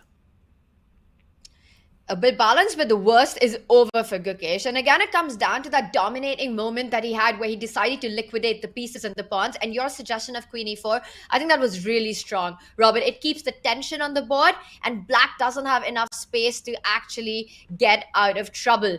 But now Queen B6, wow, that is a move that we were not expecting, but an accurate find there. It hits the rook on A5. It defends the pawn on F2. The bishop on D6 is hanging. That's a great move by Amin. Yeah, that's great tactical awareness by him. And you would think, well, Queen is loosely defending this pawn on F2, so let me distract the Queen or give up the rook somehow. That's not checkmate. So you can give up this pawn over here on F2. So this rook really is under attack. That's the main point. And if you play rook C5, that looks like a decent try. I can take on D6, give you the F2 pawn, and at least temporarily, White would be up a pawn in that position. I mean, it's not a perfect game, but I really like the way he's playing this game. This feels like a true, strong blitz game. 100%. And it's one of those games where Emin from the start hasn't been in trouble, but he's the one who's been driving the edge. Perhaps not the most accurate, but this is the format. This is blitz chess, and you can't expect 100% accuracy from the players. But Robert, he just had such a nice advantage out of the opening. And now I feel that, again, Black has managed to stabilize. I like the idea of shutting down the defense along the diagonal with placing a piece on C5. He goes with the same idea in a different way, goes bishop b4, deflects the queen, and look at that tactics everywhere. You can't take the rook. It's a checkmate on G2. If you pick up the bishop, there's a back rank checkmate. Yeah, bishop d5, rook takes d5, rook takes a queen f1 is mate at the end. But what about bishop d5, rook d5, queen c4? Can I just pin your rook? How are you getting out of that? Oof, that's nasty. Well, rook d5, queen c4. What's the move here? There's a defense we see, but maybe it's just rook d8. And you say you can't pick it up with the rook because there's queen f1. And it's crazy completely if rook d8 works, but I think it might. Wow, I mean, that... Rook d8 or rook f5. This is crazy. This looks like Black should be losing. E4, for example, takes advantage of the pin, but then there's queen f3 check, picking up this rook over here. So it looks like it should be just about winning for White, and he plays rook f5. E4 hits both rooks. Look at that. E4 would hit both rooks at the same time, and yet it doesn't work out because Black has rook h5, going for checkmate ideas of his own. Wow. And that's why rook f5 is more precise than rook d8, because it allows Black to play rook h5 and go in with the mate on h2. Rook d6, after rook h5, he wants to give up the queen and get two rooks for the queen. Queen d5 is what Emin wants. He just blundered. He just blundered the whole rook. Ohanyan had 0.8 seconds when he made that move, but Gukesh played too quickly, and he just resigns. He doesn't even play to win on time, and Amin Ohanyan is on the board. You see the relief in his face. He's on the scoreboard after that good game. It wasn't perfect, as you were saying, Tanya, but he got the job done. At the very least, he was securing himself a half point. He gets a full one. It was 100% flow by Ohanyan, and in the end, with the pressure, Gukesh crumbled. King h7, forgetting that the rook can be picked up, all the attacks on the board, and Ohanyan is back in the match. This is the kind of win that he needed, but he needs to keep the momentum going because there's still a big 3-point deficit. And Robert, he's playing with the black pieces. He just needs to make sure that things don't go out of control. If he can strike back one more time, then it's a real match. Then it's just anyone's quarterfinals.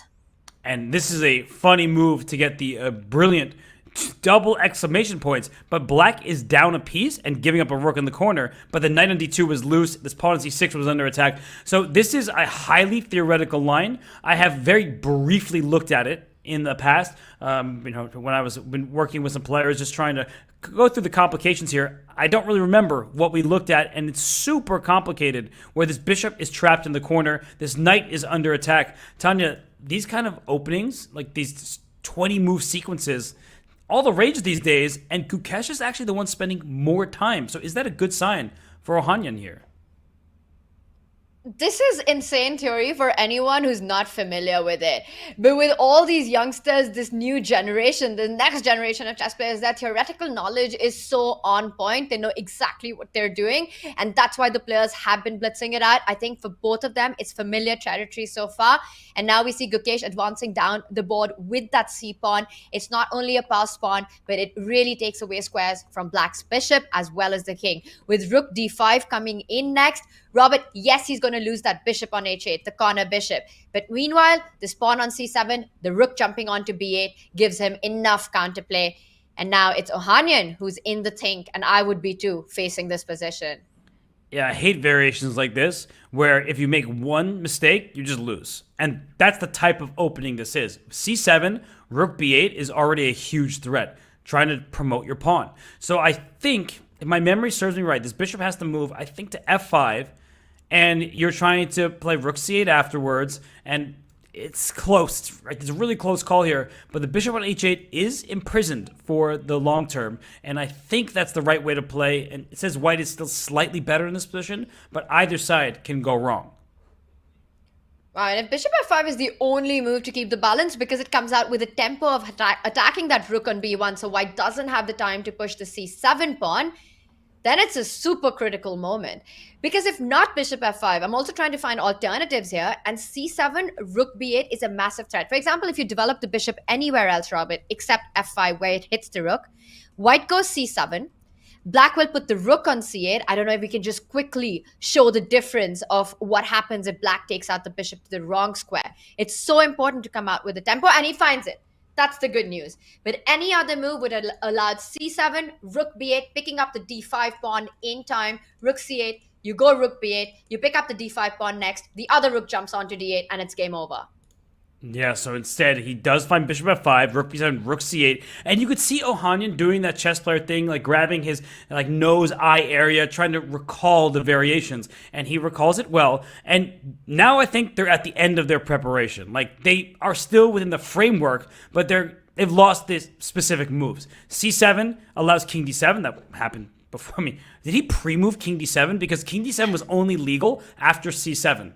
So I'm not sure if he pre-moved it, but that move happened very quickly, and white had just stole the a7 pawn, and now black can take on c7, but let's not forget that white is up in exchange. That bishop on h8 is trapped over on there, but there's no way to win it if you don't have a rook on the board. So rook takes c7 seems like a big mistake. I think king c6 might be an idea here, because you're trying to go king b6 and get that rook out of there, and there's no rook b1 because the bishop controls the square.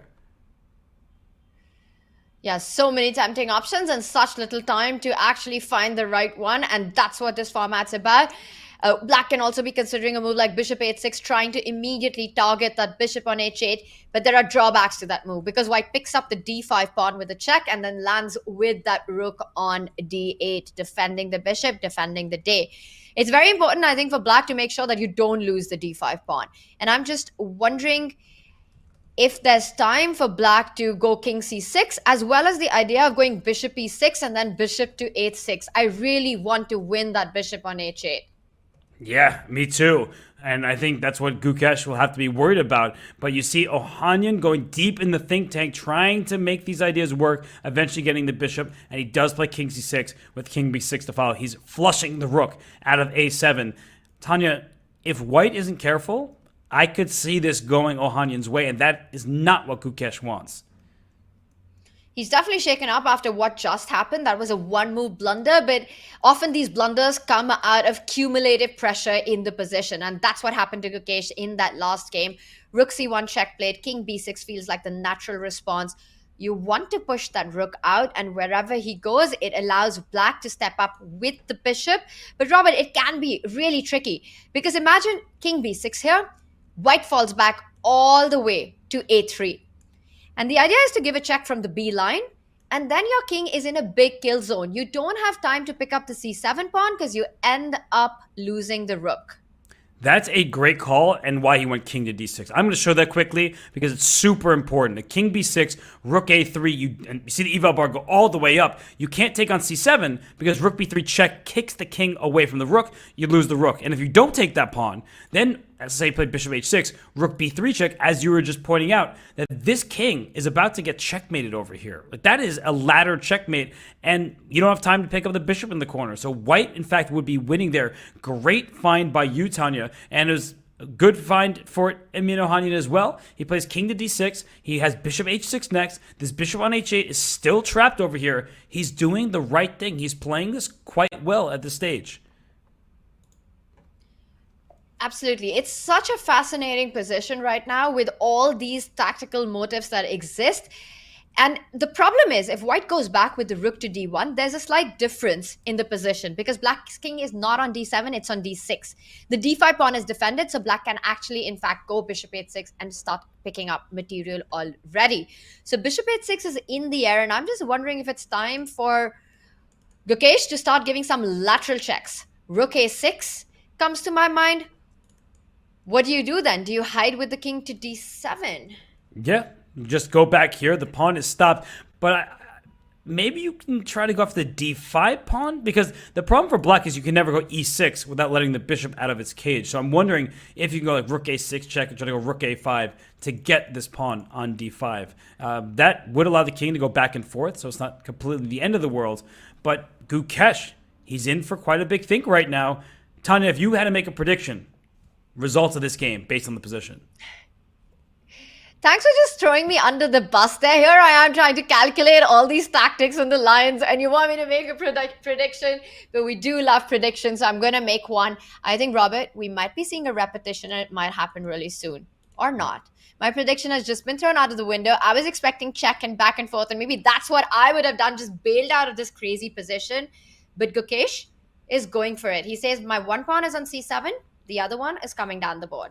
But bishop h6 says black has two bishops and white's about to have none because that hits the rook on c1. So the rook goes to a1. But look at this. The advantage is turning in black's favor. I don't see why he can't just take this bishop. This pawn is completely stopped. And there's a d pawn that can run up the board. This is getting crazy and completely out of control. You wanted a prediction? Draw is not on the cards. It's a game for two results, and that's either white wins or black wins.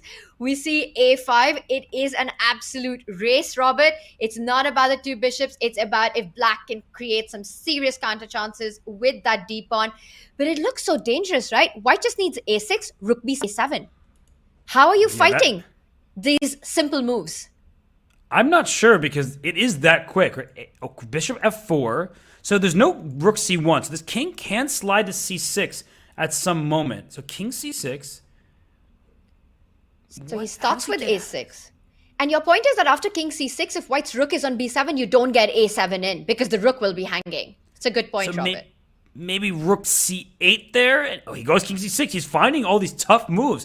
Is Ohanyan, and he's down under 10 seconds right now. He plays rook a8, which, okay, the engine says not bad, but it gives a question mark. But considering he's 11 seconds, I think it's a good decision because if it's equal and he's on the easy side of equality, he'll take that. Is he threatening rook a6 right now? Is rook a6 a threat on the board? It looks like it, removing the guard of this rook on b7. And let's not forget, the bishop on f5 covers the c8 square. So I'm wondering here if Gukesh plays rook b8, rook takes, pawn takes, bishop takes, and then a7, and we see all these pieces come off the board. White will have a rook for a bishop and two pawns. He's going for it, but this d pawn is going to be quite advanced. I really doubt that white can be better after the sequence of moves that you're saying and that we're seeing happen on the board.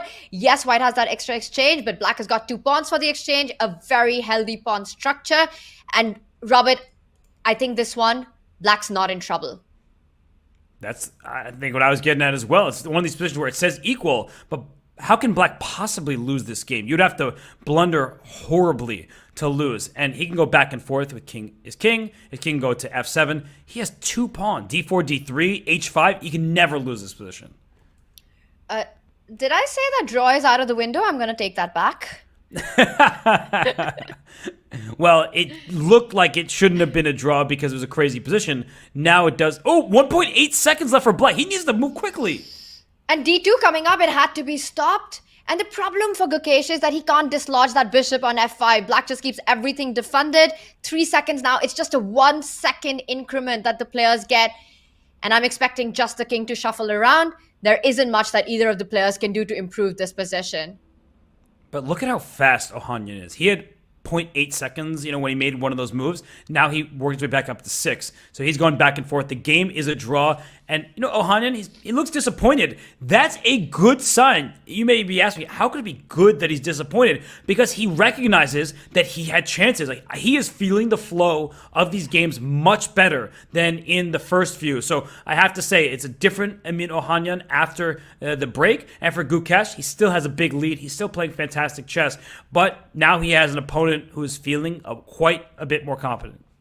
And that happens, right? A shaky start. It takes a couple of rounds to really understand and get into the rhythm of things. And it really does look like Emin Ohanyan has found his rhythm in these last 2 games, winning a convincing game with the white pieces and then holding his own with the black pieces. And now once again, keeping it in control on the clock, he blitzes out the opening moves. Knight a4, there's a direct threat on the queen. And the idea is if black gives a check on either a5 or b4, we'll see the bishop from f4 falling back and hitting that queen with a tempo.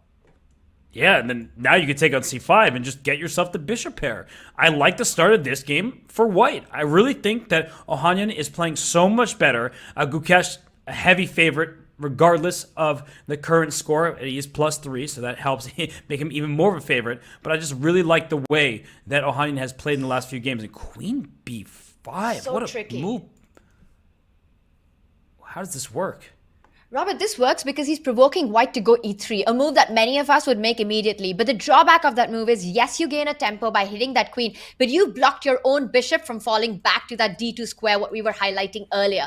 After e3 is when Gukesh wants to give that check on the diagonal, and now there's no good way to block the check. So it's a very tricky move there by Gukesh, provoking Ohanyan to fall for this. But he's going to find it, and he's not going to play e3.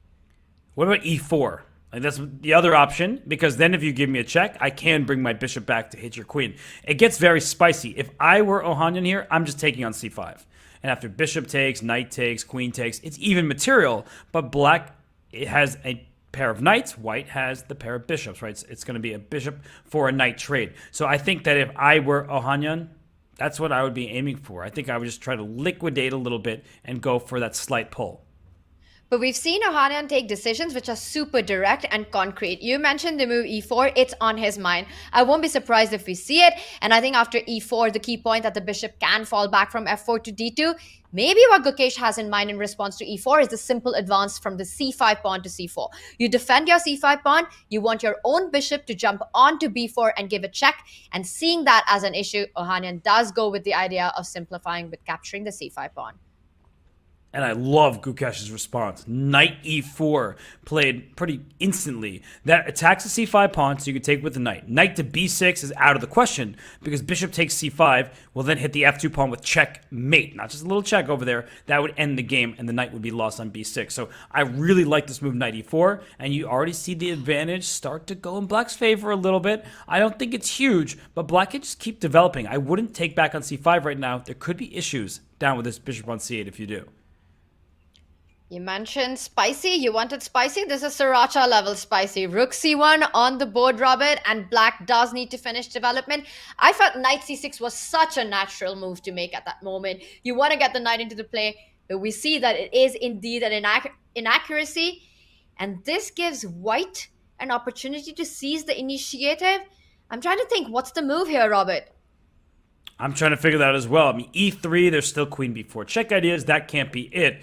So what is the move? Knight d4, there's queen b4 check. That loses the game. That's not going to work. So I'm just going process of elimination, and none of these moves seem to work. So maybe it's just a simple move, like knight to d2. That way you block the check on the diagonal. You try to get rid of black's best piece. And then if black takes on c5 with the knight, there could be an e3 or an e4 strike opening this bishop against the queen at the right moment after first taking on c5. So I think that things are getting...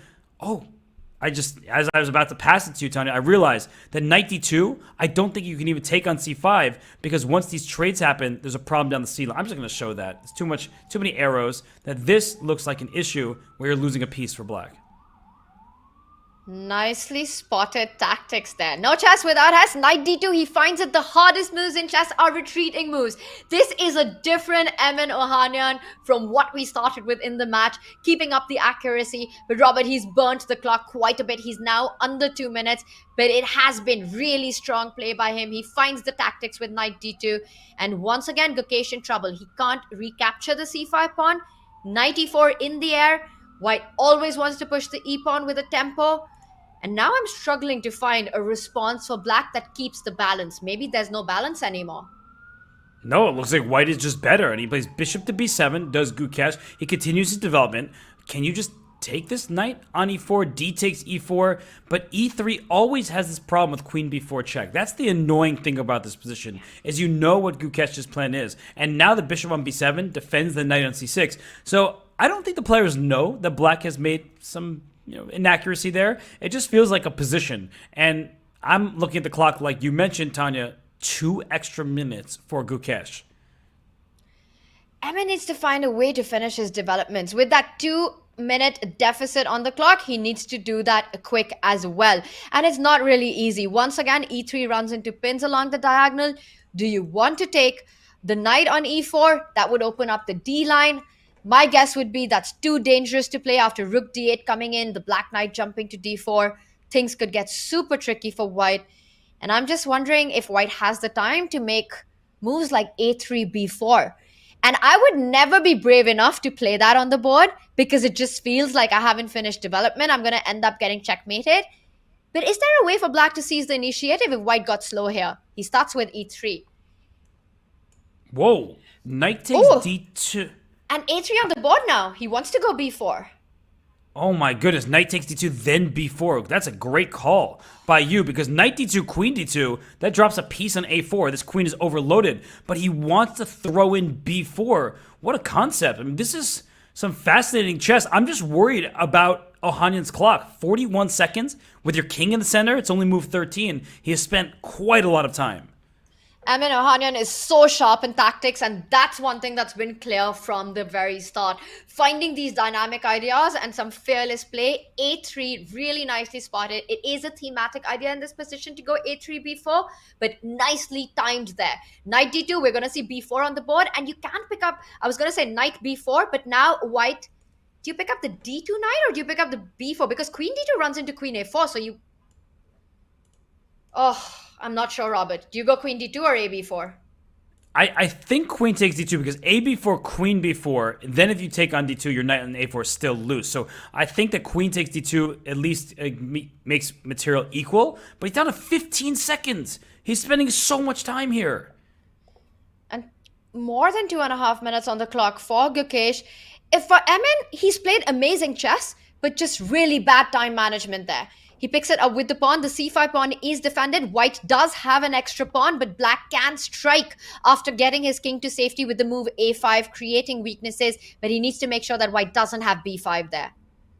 Yeah, and you look at this, the queen c6. Okay, clear threat. Is that really that big of a threat? You can just push your pawn e4. But 5 seconds for Amin Ohanyan. He needs to move more quickly, and he plays bishop e5, which was a very good move.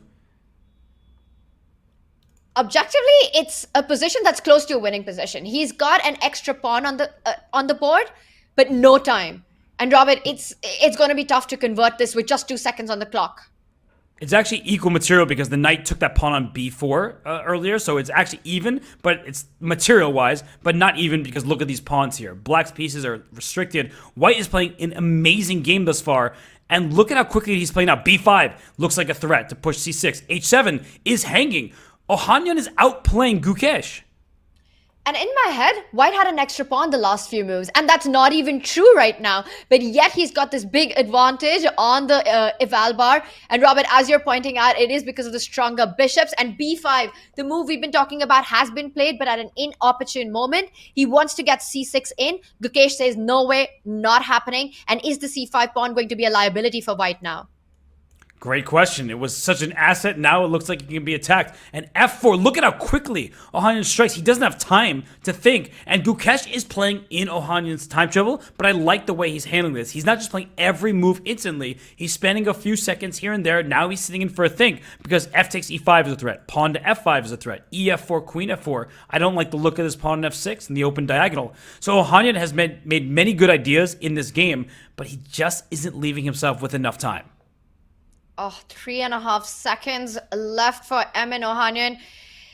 And Gukesh there goes into a think because it's a critical moment. He needs to decide what to do with the pawn face-off in the center. And it's not an easy choice to make. If you sidestep with your king, white takes on e5 and it's quite weak in the center. Gukesh playing with fire. He goes d4. Everything's being traded off. The bishop on d3 is in a big pin. Robert, do you have time to go queen d5, threatening a mate on g2 as well as the bishop on d3? I think there's queen h6 check and then bishop f1 type of ideas. This is a wild position, and he plays queen e5. It's a blunder. Queen h6, bishop c4. He made that move with 1.7 seconds left, and he blundered. He did not have enough time. Was that queen h6, bishop c4, and was that the way to go? We saw that there was a big blunder. We will check it. But with what Ohanyan played, he falls into the trap, loses a piece, and loses a game. Robert, what happened there? Queen d5, so tempting. But apparently it was losing on the spot. I'm going to bring up the board. Let's get this on the analysis board. That in that moment there, he just did not leave himself with enough time. Queen d5 was a huge blunder because of queen h6 check. And if the king goes to g8, Tanya, your point is well taken. Bishop c4 actually pins and wins the queen. Queen takes c4, you flick in. Rook takes d8 with check, and then you take this queen. You're going to be up a queen for just 2 minor pieces, winning for white. And if you play instead king to e8, so that way you're not in a pin. Bishop takes g6, check is a discovery, and winning this queen on d5. So queen h6 check was step 1. Then you move the bishop somewhere for step 2. And he would have seen this if he just had more time. You could see it's registering on his face. He knows he missed it, and he's just not leaving himself with enough time to calculate. I think he's seeing it now, Robert, as we can see on the camera. And this is what happened in game 1 as well. And we as chess players know just how common this is. You miss a win, it's the pressure of the situation, the tension, just no seconds on the clock. But that's the format. That's the brutality of it. It requires these best, most talented prodigies to give their best. And we see that Emin Ohanyan once again struggling with the clock and with playing on seconds, not being able to convert those positions. That was a big, big miss given the match situation. Yeah, that would have cut the deficit to 2, but now it is ballooned back to 4. So, I mean, he needs to... It's hard when you're playing game after game, and even when I play casual blitz games, if I lose one, I'm like, oh, gosh, I should have had that. And then you play another one, but you're still thinking about the last.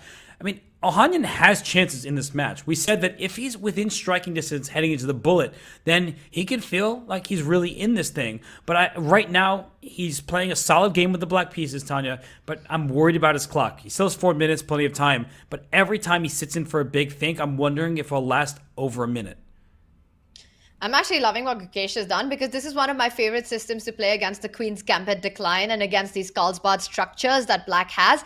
For those of you who might be new to chess, the Carlsbad structure is when Black has this a7, b7, c6, d5 pawn, sort of the pawn chain in the middle of the board. And now very often the idea is here, it's a race to each other's king. What white wants to do is flick in g4, get the g pawn rolling, that knight on e5 stops meanwhile the b-pawn from advancing down the board. You also want to combine some strategic ideas, Robert. The attack on the king's side, along with the strategic concept of the white king moving to b1, the rook coming to c1, and really making it difficult for black to advance on the queen side to get some play against the king. This is one of my favorite lines against the Queen's Gambit decline. I love this line, and I actually love it from both sides just because it's such a fun position. And c5, I was about to say that's the correct strike, and white says, good for you. I'm going to play g4. C takes d4, e takes d4. We typically like open files in front of the enemy king, but there's a knight in the way, and you're not going to dislodge it very easily. On the other hand, white is going to play rook g1 and g5 and h4, and, some order, and that's going to be a big problem for this black king on g8, especially because this knight on e5 is so powerful. You need to kick that out of there, but you don't have a pawn moving backwards to do so. I do like it for white, despite the fact that the engine says that black is even slightly better. Yeah, it's actually quite tricky because usually we get these positions with the other set of minor pieces still alive. White still has the dark squared bishop, and black still has that knight on c6. But even with these trades, it's super tricky and a lot of fun because whenever there's a race on the opposite sides, whenever there's opposite side castling, we can expect a fiery middle game, and g4 is exactly about that. But the trade of these two minor pieces that I was talking about, it does favor black. The fact that that white doesn't have the dark squared bishop, it's good news for black. Yeah, and this is not good news for black because look at this pawn going up to g5, and there's already bishop h7 check. The king typically goes to h8. You can't do that with f7 being loose, so the king will have to go to f8, and I'm guessing that there's just a huge attack that can only be stopped by an idea like knight to e4. So maybe hg5, fg5, knight e4, because the g5 pawn might be hanging with check in some variations, but I don't see anything else because if you move your knight this way, bishop h7 check is going to be a big problem. He's got to go knight a4. Knight d7 just looks like calling for trouble. Bishop h7, king f8, and you can even maybe sacrifice that knight on for the pawn on f7. Open up the f line, and that could just result in a checkmate immediately. You need to block the attack, but after knight e4, I still see black struggling because, Robert, you do win the g5 pawn, but for white, that means more open files on the king's side. After knight e4, a trade on e4, let's say knight takes e4, white picks up the pawn on e4 with the bishop, moves the king, and now the rook coming on to g1. And it just looks, after bishop g5, king b1, it's trouble for black. Yeah, but you kind of have to go for this and just play bishop e6. Yeah. Give up this rook on a8 and then say, my bishops are amazing. In fact, the engine says that black's not doing that badly there. I was sort of just finishing the variation. But this is clear that black has so much control over this board with these great bishops. So I'm looking at this as an opportunity for Ohanyan to get some activity for material. But I'm looking at his clock and thinking that he is just probably going to lose this game because he doesn't even have time to make his moves. Yeah. We saw that Ohanyan with head in hands, eyes shut. Well, right now, it's time for him to make a move. He's feeling the distress in the position because things are getting out of control. He decides to go knight h5, and after a long think, it is a big blunder. Robert, bishop h7, give that knight on f7, sack first, calculate later is the way to go in this position. Yeah, this looks very straightforward. It's the brute force method, and the black king is in trouble. This knight would also be lost in the event of the king eventually taking on. Like knight takes f7 here also works. Here in bishop g6 like check just to pick up this knight. But bishop h7 first is clearly more powerful because you're forcing the king towards the center of the board. So for Ohanyan, I think he's a bit rattled by that previous game, and he spent a lot of time. He's getting outplayed, and Gukesh, now he is correcting the match. He started well, struggled for a couple games, and now he's just saying, I am going to crush you if I'm playing my best chess. And he takes it slow. And he says, you know what? I've got all the tricks on the board. I'm first going to defend the g5 pawn. I think knight f7 was also equally strong. Looked super tempting, but I like this. With just seconds on the clock, Emin will not survive this because knight f7 is still coming up. There are ideas. You could also go rook f1 and start threatening checkmate in one with rook f7. Just so many tempting options, Robert. And the only problem for Gukesh is the problem of plenty. It's true. Rook f1, bishop e6, knight g6 is mate. So this knight g6 is the mate threat in addition to rook takes f7. Does go for rook f1. It's just a check on g5. Picks up the piece, will sidestep. And once again, rook f7 is mate in one. What really surprises me is that Emin took that long think and played the move knight h5. And that's not a good sign. And he resigns this game. It's another win for Gukesh. And no, that's not a good sign at all. And Tanya, I feel like he lost the flow that he had established in the previous games, where he was playing with a good pace. He was playing these strong moves, but he's getting himself into too much time trouble. So this strategy needs to change for Ohanyan. And it's a 5-point margin now, Robert, with 7 points for Gukesh and Emin with just 2 points. And this is the last game of the 5-minute with a 1 second increment segment. After this, we will be moving on to 3+1. Robert, if Gukesh takes this and goes on with a 6-point lead, that's going to be too much to recover. And look at the position that we have on the board. And Emin there shaking his head. Yeah, I think there's some kind of bishop b4, c3, bishop a5, knight c. I don't know what's happening here. This is some weird Sicilian line. What do you make of Emin's reaction here? Did you see that? He's Yeah, laughing and is he happy with his position? What's going on here? this reminds me of that game between Magnus and Geary. Was it? I don't know if it was this exact position, but it was 3 pieces for a queen. White isn't even better here. I mean, look, let's count material, right? A queen and 1 pawn for 3 minor pieces. A queen and 1 pawn is worth 10, according to the point value, and the 3 minor pieces about 9, maybe a little more than 9, depending on how they're valued. I tend to like the minor pieces, especially in a position like this where Black's king is very safe. I don't like this opening at all for White. All Gukesh needs to do is to find the harmony between these minor pieces that you're talking about. He's a bit slow on the development, and that's enough time that White has to be enough time to build that initiative with the queen, but I don't see it happening. Now with knight f6, the e4 pawn is under fire. The problem for Gukesh is he can't just go short castle. That queen on d6 makes that illegal. So how do you get that rook into the game? How do you find that harmony in your piece camp?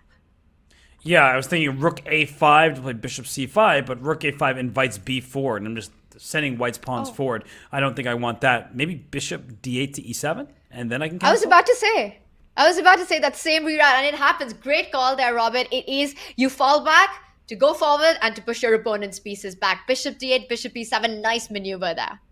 Yeah, get that queen out of here. Let me castle in peace. And for White, I'd probably castle queenside. I know the bishop's coming to e7, but maybe White can throw these pawns forward. It's the strategy that you may want to employ. Instead, he goes short castle. He wants a more solid position. Well, now you can go short castle as well, defend that g7 pawn, and the problem of the rook has been solved. And now it's just going to be slow game by Gukesh getting his pieces into play. He can start thinking about moves like d6, trying to get the bishop out. Knight will come to e5, hit that bishop on c4. Robert, in these kind of positions, usually the minor pieces are eventually stronger than the queen. Yeah, and the evaluation bar is completely irrelevant. I think Black wins this type of position at like a very high rate at the highest levels because White has no plan.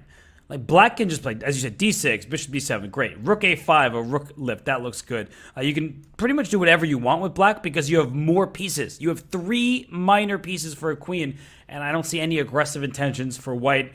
This looks like it's going to be a tough game for Emin Ohanyan. And in this kind of a material imbalance, it only works out for the queen if the queen and the rooks can combine to create an attack on the black king. You need open files for that. You need a more open position for that. And it's hard to imagine Black having any weaknesses around the king, the queen giving any counter checks in this position. And with none of that possible, the 3 minor pieces eventually do end up prevailing. But of course, the bar is still level. It's far from that. But again, Robert, I hate to point this out in every single game, but you know exactly what I'm about to say. Look at that clock. Oh, I thought you were going to say, look at Gukesh's trophy case. Because, you mentioned that a bunch of times too. No, I knew what you were going to say. And I feel like for Ohanyan, he will be faster in the 3-minute portion. That tends to happen for some players where they play quite slowly with the most amount of time.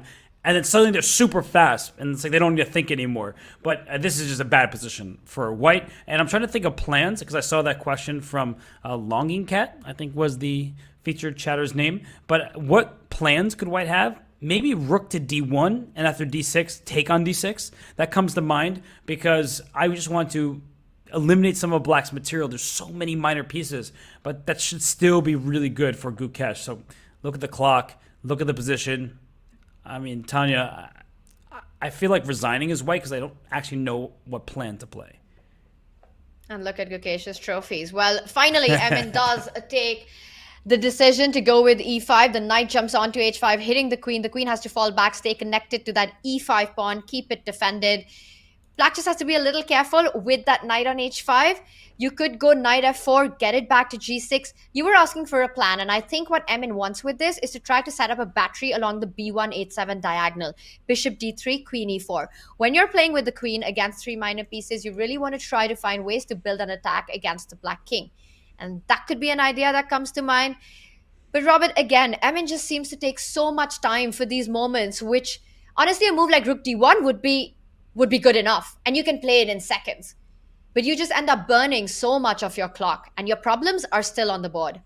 Yeah, perfect is the enemy of the good, and as Hikaru likes to say, it's best to play a good move quickly rather than the perfect move slowly in the quickest of time control. So I'm looking at this position. It's not like white is lost. It's not like black has a knockout, at least not yet. And I think a4 is a good move because if we think advantages in the position, white has 3-on-1 on the queen side. So if you can get those pawns rolling, that could be beneficial for white. And black needs to complete the development, but bishop d7 may walk into a timely rook d1. There are many pieces in the d file. So there are chances here for Emin.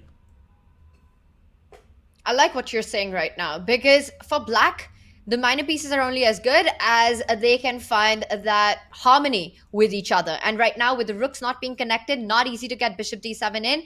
It's a bit of a big ask. Knight jumps onto f4. A nice move there, but white does have the option to start attacking the minor pieces. Instead, he goes on with the plan of gaining more space on the queen side and continues with the pawn storm. I think it's a good call because right now the bishop on c7 has lost some of its scope. It can't get onto this diagonal towards the white king. Bishop d7 played, and look at the eval bar suddenly creeping up in white's favor. I wonder why. I guess g3 at the right moment will kick this knight back. Then f4. White is gaining a lot of space here, Tanya, and this bishop on d7, that's the most restricted piece for black. It's not doing much of anything. And that's the key word here, what you said, restricted. White with these pawn advances, as we can see, controls more squares on the board, which means less activity for the minor pieces. G3, F4 on the king side will have a similar effect, really taking away key squares from the knights and the bishops, blocking down the diagonals, also making sure that the black knight can't jump around. The other plan that we were talking about, a potential battery on the B187 diagonal, is also being hinted at. Watch out for a timely b5. The queen from e4 is a multi-purpose piece. It's eyeing that b7 pawn in certain positions. And Ohanyan's playing perfectly. Since I said that I had no idea what to do as white, he's showing me the answer. He's playing really well right now, and he needs to play f4. He does so. I think he could have played that move more quickly. If he were playing bullet, he would have played f4 as a borderline pre-move. So he is playing great at the moment, and I'm already looking at tactics at some point on these diagonal. Black's backing up over here, and Emin goes forward, and apparently that was not the right move. I'm not a fan of that because that bishop either on c4 or on d3 just felt so much stronger. This allows black, again, we've been talking about bringing those minor pieces together. It looks like Gukesh has managed to do that. Knight c3 was a big threat. The pawn had to be defended, a basic but a threat that had to be parried. Rook c1 played. And now the problem for white is you can't get c4 in because b4 is hanging. So what is white's next move here? f5 is the dream, but it leaves weak squares behind. Oh, wow. h4. I wasn't expecting that, Robert. No, I'm not sure what he's going for on that side of the board. Knight f6, watch out for knight g4, and h5 has become available. Yeah, white has too many weaknesses now. You left a lot of squares behind. Yeah, I don't know what h4 was about, but this just means the knight jumps onto g4, and always watch out for that rook d8 landing on that d2 square. The bishop from a7 nicely placed. This is looking super dangerous for white. Black could also reroute the bishop to d7, start threatening some checks along the diagonal. Ooh, that could be a really good idea. Another idea that comes to mind is knight d4 if you want to try to take white's bishop on a4 over here. But there are many options for black. Bishop d7, e5 looks really good, as you recommended. Knight g4, it's hard to complain about putting your knight on g4, but he does go for the simplification. The engine is not thrilled by it, but Tanya, I'm looking at this position, and is white in time with these queenside passers? Wow. And that's the big question right now, because the bishop on a4 could also end up trapped in certain positions. Gukesh rightly picks up the d4 pawn before white gets the b pawn all the way down to the board.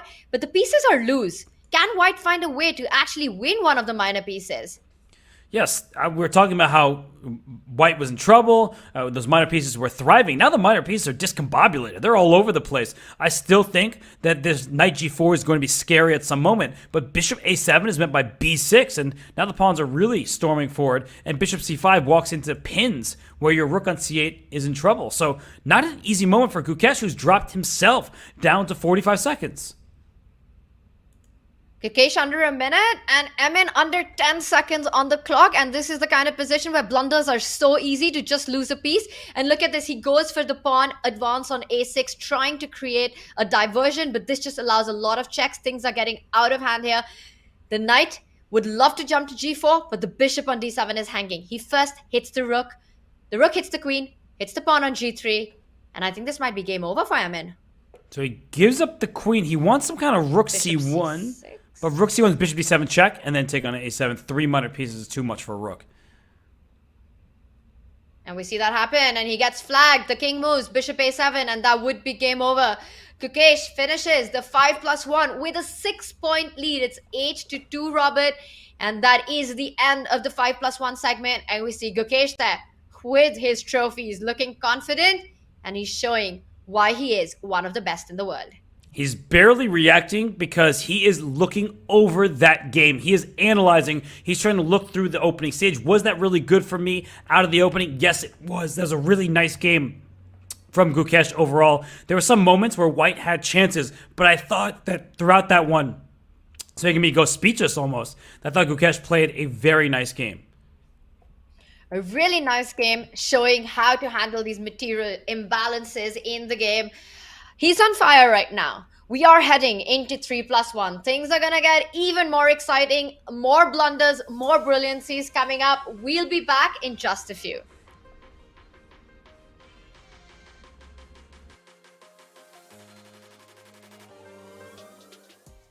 This right here is how I use Chessable and why. I've been using it for a long time. I mean, if you look up here, I actually have my streak. It says 1,231 days, right? You're gonna forget a lot of the things that are in the book. Chessable came around. When I got on Chessable, it's literally, I was already doing that. So this is now a game changer because I can do it faster. It's online, it's in front of me. All of my books are here.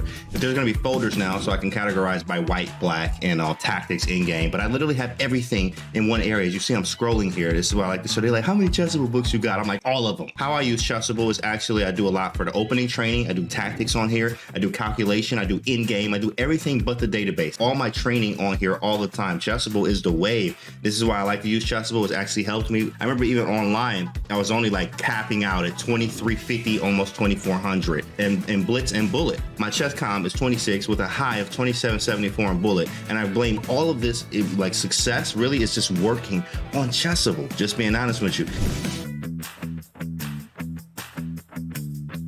What's the best way to follow any chess event from the Champions Chess Tour to the Candidates, Speed Chess Championship, Title Tuesday, FIDE World Championship, and so much more? Chess.com/events has all of the top chess tournaments played both over the board and online. Analyze and review games from the world's greatest players with live commentary, cloud analysis, opening explorer, and table bases.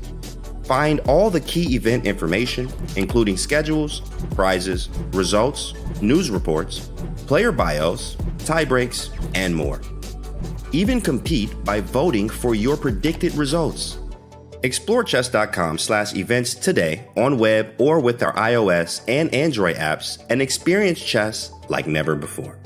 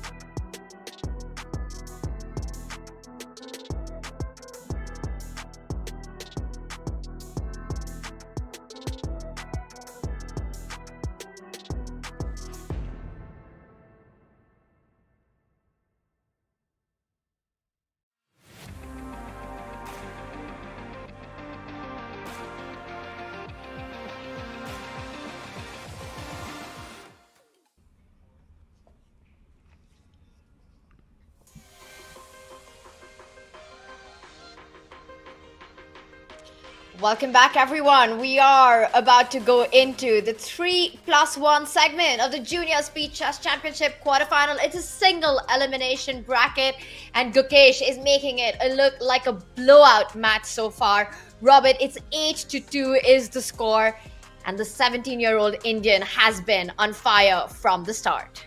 Absolute superstar is Gukesh. You see his list of accomplishments. That's just a few of the many. He recently scored 3rd place in Norway chess. He didn't lose a single game in classical against the world's elite, including Magnus Carlsen, Hikaru Nakamura, Fabiano Caruana, and the rest of the bunch. So he is, I was going to say a man on a mission, but he's still kind of a kid. He's in the Junior Speed Chess Championship, but he's an absolute beast. Kid? What kid, Robert? He's world number 13. I know he's 17, but we've seen him play against the best players in the world and hold his own. He just recently beat Magnus on his 17th birthday. He is the youngest player to have ever beaten the former world champion, as we're still struggling to say that. But right now, it is about his match against Emin. And for Gukesh, the Junior Speed Championship means a lot, because if he wins it, Robert, it's his ticket to the Speed Chess Championship with the big boys. And he played in the Speed Chess Championship last year. He would like to earn that ticket directly. Doesn't want to wait on the invitation game. Will I get it? Maybe not. Yeah, you probably will, I'm guessing. But still, he wants to earn it directly by winning the Junior Speed Chess Championship. And he's off to a great start against Emin Ohanyan, the 8th seed. A fantastic start, because take a look at that. We are through with the 5-minute with a 1-second increment, and that segment ends with Gukesh on 8 points.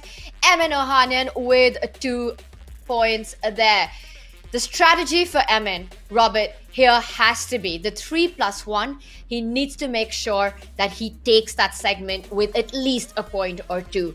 Because the 1+1, again, it's anyone's battle. It's anyone's game. It's absolute randomness, and even the best player on paper struggles in those formats. But today, this man is not struggling. Meanwhile, Emin, who has had difficult position, the clock as well has been tricky for him from the start. The 3+1. Robert, what's your prediction? Will we see Emin handle the clock better this time? Yes, I think he will. There's something a bit uncomfortable for players and the 5-minute time control, because they don't play it ever. Top players do not play with 5 minutes on the clock to start with. It's just not a time control they're used to. In FIDE over the board tournaments, it's 3 minutes plus 2-second increment. Online in Title Tuesday, which is going to start in about half an hour. It's 3 minute plus 1-second increment, which is the time control we're seeing right now. So that 5-minute time control is a bit uncomfortable for top players. And I want to add, it almost always favors the stronger player. And Gukesh, he's much higher rated than his opponent. Yes, on paper, a hard favorite, Gukesh, in this one. Starts with the white pieces, the 3-minute segment, and it is a Ragozin out of the opening, and we see the players are blitzing out their moves. So far, so good on the clock for Emin. Gukesh hits that bishop, forces black to take the knight on c3 because the b7 pawn was hanging. It means a bishop pair for white, but black's knights in these positions are often relentless as well. Once the queen moves, the knight can jump to e4 and find its own activity. Yeah, and one additional point about the time management is when you're playing someone like Gukesh, you're like, I can't afford to make a mistake when there are 5 minutes on the clock. When there are 3 minutes on the clock, Emin Ohanyan plays in these Title Tuesdays, in these events. He understands that these top players, they do make mistakes. They're human after all, and he brings that knight to e4. He's doing everything right thus far. You couldn't ask for more from the black side, but b5 is going to hit him at some point. He needs to be ready for it. And this is called a minority attack in chess. And it's such a great plan to be aware of, Robert. When you've got less number of pawns than your opponent on a certain side, in this case, the queen side, you are actually the one who advanced on the board with those pawns, trying to create weaknesses. The dream for white here is to get a successful b5. It will leave black with a potential weak, alone, isolated pawn on the queen side. It's a very thematic approach. I like it. And that's what Emin is fighting against, lining up that rook against the queen. So b5 right now is out of the question, but it's always in the air. Yes, it's White's main idea in these positions. The knight comes back to d7. Is b5 available? Because if c takes, there's queen takes c8 check. It's a difficult evaluation there, assessing it. Gukesh does it very quickly. As soon as I said it was challenging, he said, yeah, not for me. Maybe for you, Robert, but not this 27-44 in the live ratings. And Tanya, I have to say, I like White's position. I get what you're saying, and I would have to agree with you here, Robert. I generally like agreeing with you, but here especially because White also has the bishop pair, and we've been talking about the aim of the minority attack, and we can imagine once White gets a trade in on c6, whenever he decides to do that, when Black recaptures, if Black recaptures with the pawn on c6 is weak. If you capture with the rook, the pawn on b7 is weak. This is a model game on how to go about getting a minority attack in. And look at the time management. I mean, Gukesh is just blitzing out his moves, and he's playing excellently. It's a model game. A pawn chain is only as strong as its base pawn. Right now, the base pawn is on b7, but that pawn chain is about to shrink to c6, so it sticks out more, easier for White to attack with the open lines. And I'm looking at the clock. I'm looking at the bishops. I love this for Gukesh. And I'm looking at White's queen. That queen lands on a7. You're hitting that base of the pawn chain that you're talking about. Queen a7, I don't even see a good way for Black to actually defend that b7 pawn. It's a big threat on the board. And Emin needs to find a way to be able to meet the attack on the b7 pawn. Robert, the c6 pawn is pinned. This is big trouble for Black's pawns on the queen side. It is, and this bishop on e4 looks very strong, but it belongs on d7. It belongs protecting the pawn on c6. Sometimes you have to suffer with passive defense, but that bishop on e4 has a hard time getting back. It looks like you're going for g2. Good luck bringing another piece into the attack. And he plays c5, a bit of desperation, a quick queen a7. I mean, Gukesh, does this guy think? The answer is yes. He just thinks so quickly, and he's such a strong player that he can make those moves in 1 second. And this is what I was talking about, right? Once the queen gets to a7, it's going to be a nightmare to try and defend those pawns on the queen side. Currently, it's Black's knight who's doing that, but it is going to be tricky for Black to hold this position. Queen c6, a nice queen trade offer. You can't really take it because that pawn on c6 will be a monster that will go down the board to c7 and eventually to c8. Is this already game over for Black? You know, he's hanging in there. He's hanging in tough. Is Emin Ohanyan, but he's down over 2 minutes on the clock. But suddenly it says that Black had a slight advantage. Why in the world was that? Wow. And just 6 seconds, he loses the c4 pawn. The d pawn is about to march down the board. Robert, I do not see a way for Black to penetrate, to create threats against White's king. You're down a pawn. Your knight is more passive than the bishop. I asked you if this is busted, and I think now it is. Is completely busted. This pawn on b6 is likely to drop in the next few moves. And Gukesh is thinking at this moment, because he has a winning position, he doesn't need to win on the clock anymore. He can just end the game in a few moves with best play. But rook c8, okay, suddenly we're seeing at least some semblance of threats. Wow! Do you see that move? Rook c7! Did you see the response to that move? He blundered. Unbelievable. That was a sick find from Gukesh. Robert, I think we need to do a little bit of an action replay there of what just happened, because rook c7 was a star move. Yeah, let's bring up an analysis board, because that move, rook c7, came out of nowhere. I thought he had to move the queen to make sure that that rook wasn't getting in, but he plays rook c7 because the knight is pinned. So if rook c7, bishop c7, well, good luck stopping this b-pawn. That was an amazing find by Gukesh, giving up his rook to win a queen. And though Black blundered here, it wouldn't have helped have you moved the rook, because the b-pawn anyway advances down the board, and it was a game over. And with this, Gukesh takes the first game of the 3 minutes plus 1, and it's already a crazy opening in the second one. Robert, Black, I'm going to try and do the math here. It's taking me a while, but it turns out that the material is even. The material is even, but apparently the position is not completely even. And he trades on e4 and brings his rook to c8. He wants that c5 pawn. Bishop b7, that's not going to work out here. Sometimes you get that in endgames specifically, but not with the queens on the board. It's not going to end well for White. So c5 is just dropping in this position, Tanya, and, well, Black will be up a pawn. It's looking very tricky, because visually it feels that Black, with those doubled e-pawns, there should be compensation for White as well, and one of them has been picked up. Black's king is still in the center. The eval bar gives an advantage to Black, but I think practically it's not so easy to understand that.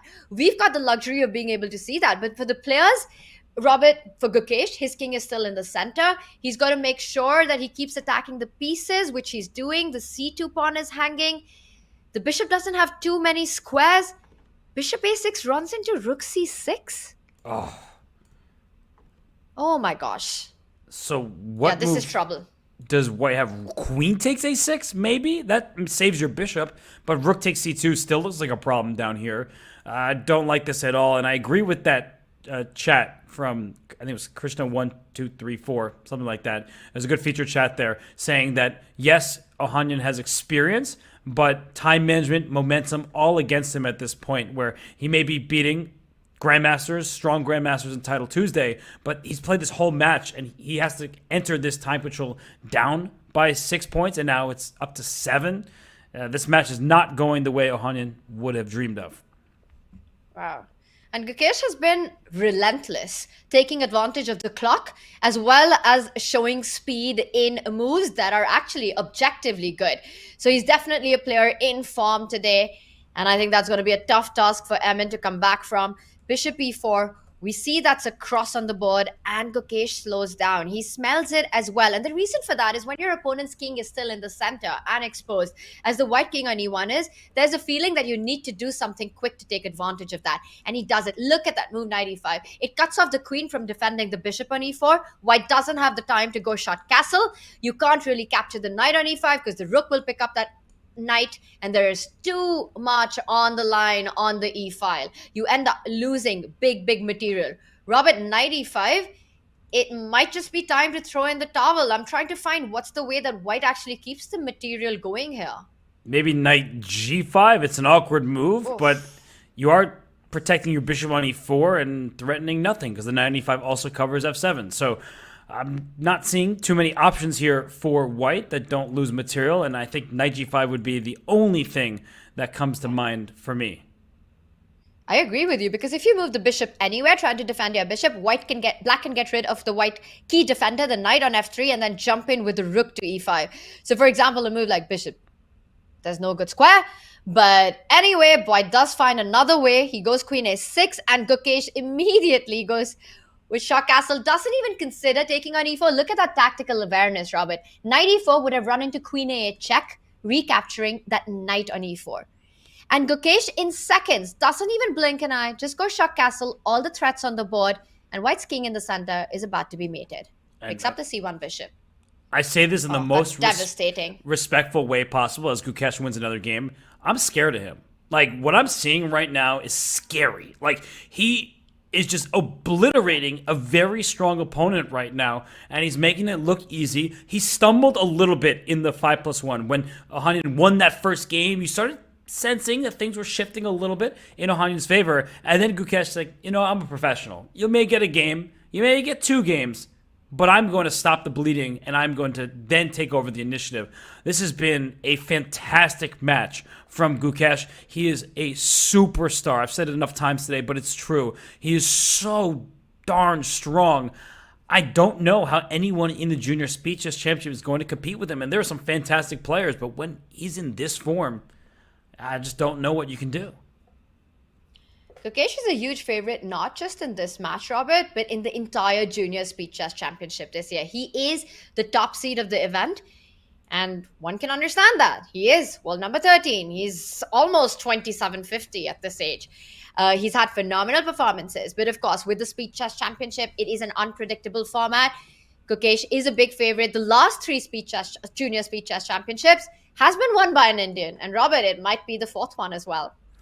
Nihal, Arjun, Gukesh, not bad names on that list. They're all, well, I guess Nihal technically isn't a super grandmaster, but, the top players, they consider him just like the rest of them. They're all super duper strong. And speaking of super strong, this attack that white is building on the king side, it looks like that's going to be super powerful because h4 played, there could be g5 and f5 and knight coming to e5 at the right moment. Where is black's attack? Queen does come up to a5, maybe trying to eye some b4 and b3 stuff, opening up that flank, but it does appear that white is just pressing forward and is unfazed about the business on the queen side, although he should have been perhaps. And that's Black's only hope. And we see the eval bar. It's creeping all the way down. Queen c6. It hits the rook on a8. But it is a bad move. Robert, I'm just wondering, is there some crazy stuff like a3 on the board? Yeah. I mean, just break Yes, it all open. This looks like a checkmating attack. So I picked the wrong time to compliment Gukesh so much because he immediately plays a bit of a howler of a game. He is busted right now. This is just a huge attack. He might lose this game, but there's no such thing as a wrong time to compliment Gukesh, Robert. So that's absolutely fine. But this attack, it does seem like Black's getting to the white king first. You don't want to ever play the move a2 check. It's only a check, and then white steps onto a1, and that pawn on a2 is white's best friend. It guards the king. It's exactly what Black doesn't want. Black wants to get rid of that pawn, and I'm just wondering here, if Black was to take on b2, white must recapture that pawn on b2. And after queen a2 check, does Gukesh want to think about stepping up with the king to c3? I mean, to me, it just looks completely lost. No, he's not going to. I actually think that after a takes b2, there might be queen a4, which could save the day. Because if you trade the queens, the attack isn't very strong, or it might still be there, but it's not going to be as menacing. But if you move the queen away somewhere, then you lose the rook on a8. So I actually think that Ohanyan has paused the right moment, but he plays ab2 anyway, and the advantage is gone. Wow. And that's the problem, Robert. Against guys like Gukesh, getting a winning position is sometimes not even half the job done. No, because the hardest game to win is a winning position, and look at this. Now it's white with the upper hand up a pawn. Over there on the king side, this d5 pawn is weak. Rook a1 next to just trade pieces off. And Gukesh is up. Look at the clock. He's up nearly 2 minutes. And look at the position. He's up a pawn with all the play. The d5 pawn is super weak in the position. What a turnaround this has been. But Robert, in my head, I'm still trying to think, what did Emin miss there? Because the attack looked so powerful. Yeah, queen a4, just a retreating move. Not always easy to spot those. And I don't know what the winning or the great continuation was. Winning is strong, and we sometimes see the bar and it's like -3 or +3. That doesn't mean it's easy and the players are just going to accomplish it. This position, wow, king of the hill. He wins that game, but he's playing chess. So is that king safe? That's a big question. But what I was going to say is this position looks a lot better, right? You see the eval bar quite high. Yeah, white looks like he should win this position, but the other one was so complicated, hard to find the accurate continuation. And that king is only safe because of all the knights on the board. Black can give a check on e2, but then the other knight from d5 comes back to e3. And just look how beautifully they actually defend the position of that white king. And now rook f2, it does walk into a check, winning a piece. And what Emin has in mind is that with that king shift that you were pointing out, both the knights would be attacked. And that's the trap, but it still feels like knight e7 should be the correct move. And I'm trying to find a follow-up. Maybe knight e7, king f8. Robert, do you see a move there? I'm just waiting for Gukesh to Maybe play. knight g6. Oh, I love Gukesh that. is going to show us the way. No, that's great. Knight g6 was awesome, and this wasn't it. Whoa, rook d3, but he could have taken the knight on e7. White is currently a piece up. Both knights are attacked right now. He goes knight f5. d4 pawn isn't hanging anymore, so he goes into this endgame with an extra piece, and the other rook will come onto the open file, start threatening a checkmate in one. It's happening. Rook a1, rook a8, the rook on d2, the knight on d7 are absolutely hopeless against this attack. Tries to hide on h7. Can you even just take on h6 and just say, I win a pawn? And he goes for that variation. Apparently not the absolute best, but still should be good enough. 100%. I think it's a super practical approach. You've got an extra pawn, you do it, you do the job. The d pawn will get the job done. The knight currently is attacked on f5. He goes to d7, eyeing that f7 pawn as well. King c4, making sure you stay connected to the d pawn. I think the d pawn is the one that will decide the game. Picks up another pawn, and Robert, rook h8 looks like a checkmate. It looks like one. It smells like one. It is one. That is check and mate. And that's another victory for Gukesh. And for Ohanyan, he's probably super frustrated at this stage. And look what Gukesh is doing. He's playing blitz openings. You won't see Gukesh play like this in classical tournaments. No. These are reserved for blitz games. And as a player who plays the Hippo online, I have to say, Gukesh has good style in his openings. I play this a lot from the black side, so I like it. And I see that Evalbar also likes it for black, but it's so scary to face as well. I think it's a great choice by Emin, given the match situation. He needs to go absolutely wild and absolutely crazy, create a chance in every possible game. It might not go well, but it's the need of the match right now. Robert, what's been really impressive for me has also been, have you noticed Gukesh on camera? He's had no expression so far. He's just been relentless in his play, scoring win after win, and absolutely just sitting there cool and calm and composed. That's a sign of a champion. I would probably be doing like a little dance right now with that kind of a margin on the board.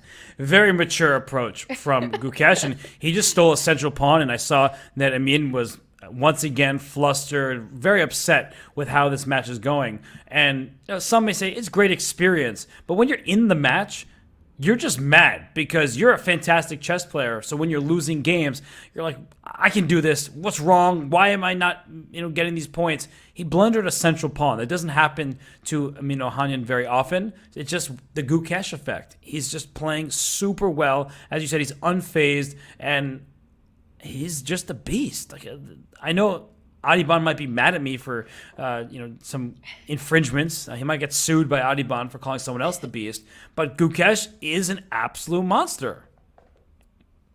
Yeah, he's playing like one today. He has been playing like one for quite a while now. And Robert, I still try to get my head around the fact that he's just 17.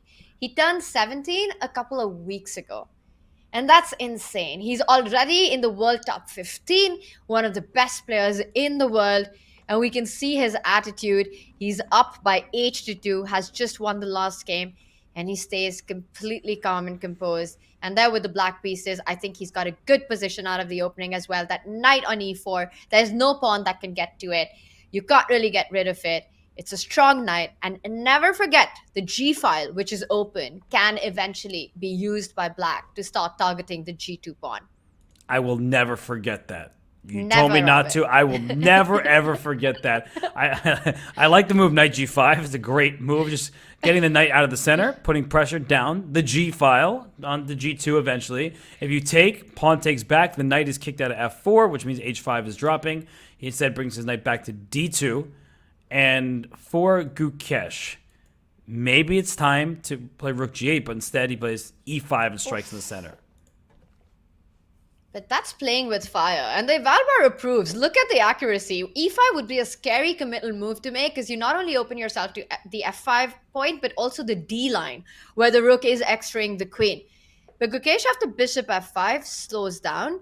He has to move the queen. He has to find a right square for the queen. And I'm just wondering, what square is that? You don't want to move it to the E file, Robert, because white already has a rook on E1. That doesn't look ideal. Do you want to perhaps go queen C6, trying to provoke the move D5? He says, I don't care about the rook on E1. I'm going to come back with the queen to E8. Yeah, for the first time today, probably, I'm a little disappointed. I'm going to go back. Let's bring up the analysis board because I wanted Gukesh to sacrifice his queen. And he's already had a game where he had 3 minor pieces for the queen. At this moment, if you take on F4, bishop D7, pawn takes E3, you're getting a 3rd minor piece for the queen, and you're completely winning. Like, this was just one by one, takes, and you get all the pieces you want for the queen. So, I know maybe Gukesh the first time was a little stressful. Logical. But here, I just thought that he could just grab all the minors, and he is still much better. He has a great position, but it just feels like this is a little bit more challenging than it could have been. Though I look at the position now and say, all right, Gukesh, you're right again. You're making my commentary opposite. I just don't have anything to talk about because all your moves are so good. Just insane level of accuracy and the speed with which it's played. I mean, look at the domination that black has going on currently. White trying to create chaos on the board. Instead of falling back with the bishop, goes bishop to F2. So he wants to pick up the knight on G3. And I'm just wondering, can black go knight E4 in this position? Looks like but it's kind of tricky. Knight E4, bishop F5. I was thinking of rook D3, Robert, and tactics. Wow. Take on D3 to get this F2 bishop. Looks possible. I'm wondering which knight to bring to e4 as well, because you can bring your g3 knight, you can also bring your g5 knight, and fg bishop g3. All right, white's staring into the center, some weaknesses in black's camp, so there is quite a bit for Gukesh to figure out. And look at the clock, by the way, they're both about to be at 40 seconds.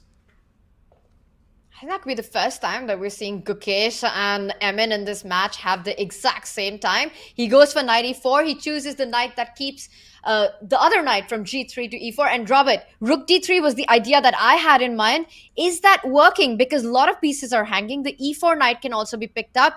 Gukesh has calculated it through. He chooses the right approach. Knight d2. And where's the killer blow? He goes rook f8, but rook takes d3 would definitely look like a good try. He instead goes for this because white has some loose pieces. Where's this bishop going? You might have to play g4, but then knight f3 is a fork against these rooks on d2 and e1. This is bad news once again for Ohanyan. It's been that kind of day. It's been a dominant display from Gukesh, but for Ohanyan it's just struggle after struggle. Oh. Wow. And e4, he's threatening. The Ivalbar doesn't approve, but now the players are playing on seconds. The knight moves, he trades the rook, he can sidestep with the queen. White wants to get the c6 pawn rolling. How is he playing like this? Gukesh is just unbelievable. Yeah, he wants some kind of queen g6, knight e4. These bishops are both loose. He starts with knight e4 because the bishop on f2 is already hanging. And you can't take on f2 because of queen takes. So watch out, there are some pins here, but oof. Queen g6, the king on b1, the bishop on g4, the bishop on f2. Don't forget. Never forget. I have not forgotten, don't you worry. Although maybe I should forget because all those pieces that we were just talking about are gone. But bishop d4, another nice move, making sure the knight is knight d3. Wait. Whoa. Is this like a mate? If you get queen a4, he was queen g1 and that's game. You're up 2 pieces. All you had to do was parry the threat. And look at Amin. You see him reacting. He missed queen g1, which keeps everything intact. And the nightmare continues there. And Gukesh with a smile on his face for the first time. I wonder why. I think it's because Ohanyan put a5 on his first move. It's what you call tilt. And you have to feel for him. I mean, there's no way around it. This has been a demolition. I mean, Gukesh has played stellar chess. That doesn't mean that Ohanyan's not fantastic, that he won't have a great career ahead of him. But at this moment in time, Gukesh is the stronger player, and he's showing that to the world right now. Yeah, this is very difficult for Emin. Also, psychologically, you're at this stage where you're almost giving up at this point. You know it yourself how difficult it is to come back into the match, but you know that you have to sort of bear it for a while longer. You want the pain to stop, Robert, at this point, but there's no stopping it. Oh, that made me sad, kind of, the way you just framed that. I do want the pain to stop. I don't want anybody to hurt. But what Gukesh is doing, it's painful. He's laying down the hurt right now. I mean, just everything he's doing is super powerful. Look at this game. He gave up a pawn, brought his knight to g5. He can put his queen out to h5 if he wants. Black has not developed any of these pieces because his first move was a5. Yeah, and that queen on h6 is not going to allow the black king to castle. Black is forced to create more dark square weaknesses along on the king side. And even if you get bishop g7, you have to make more pawn moves because the h7 spot was tender. White, meanwhile, has finished development, has placed all his pieces ready for the attack, and Gukesh is already wondering if he can start marching down the board with the f-pawn. You can go f4 before you bring your knight back, trying to create play when black decides to go shut castle with the king. Right, this knight on g5 not actually under attack at the moment because the rook is loose, but somehow I feel like black is doing quite okay. Black is very solid, and I say that, and then is there knight f7? Is that the point? Knight f7 is definitely on Gukesh's radar. And the big question is, can he follow up with it? Can he find the follow-up to it? You mentioned it, as commentators, we'd love to see that happen on the board. And there it is, Gukesh playing to the crowd. And it's also the accurate move. He also finds the follow-up, Robert. A quiet move, queen g4, putting the pressure on g6. And Emin is laughing through the pain.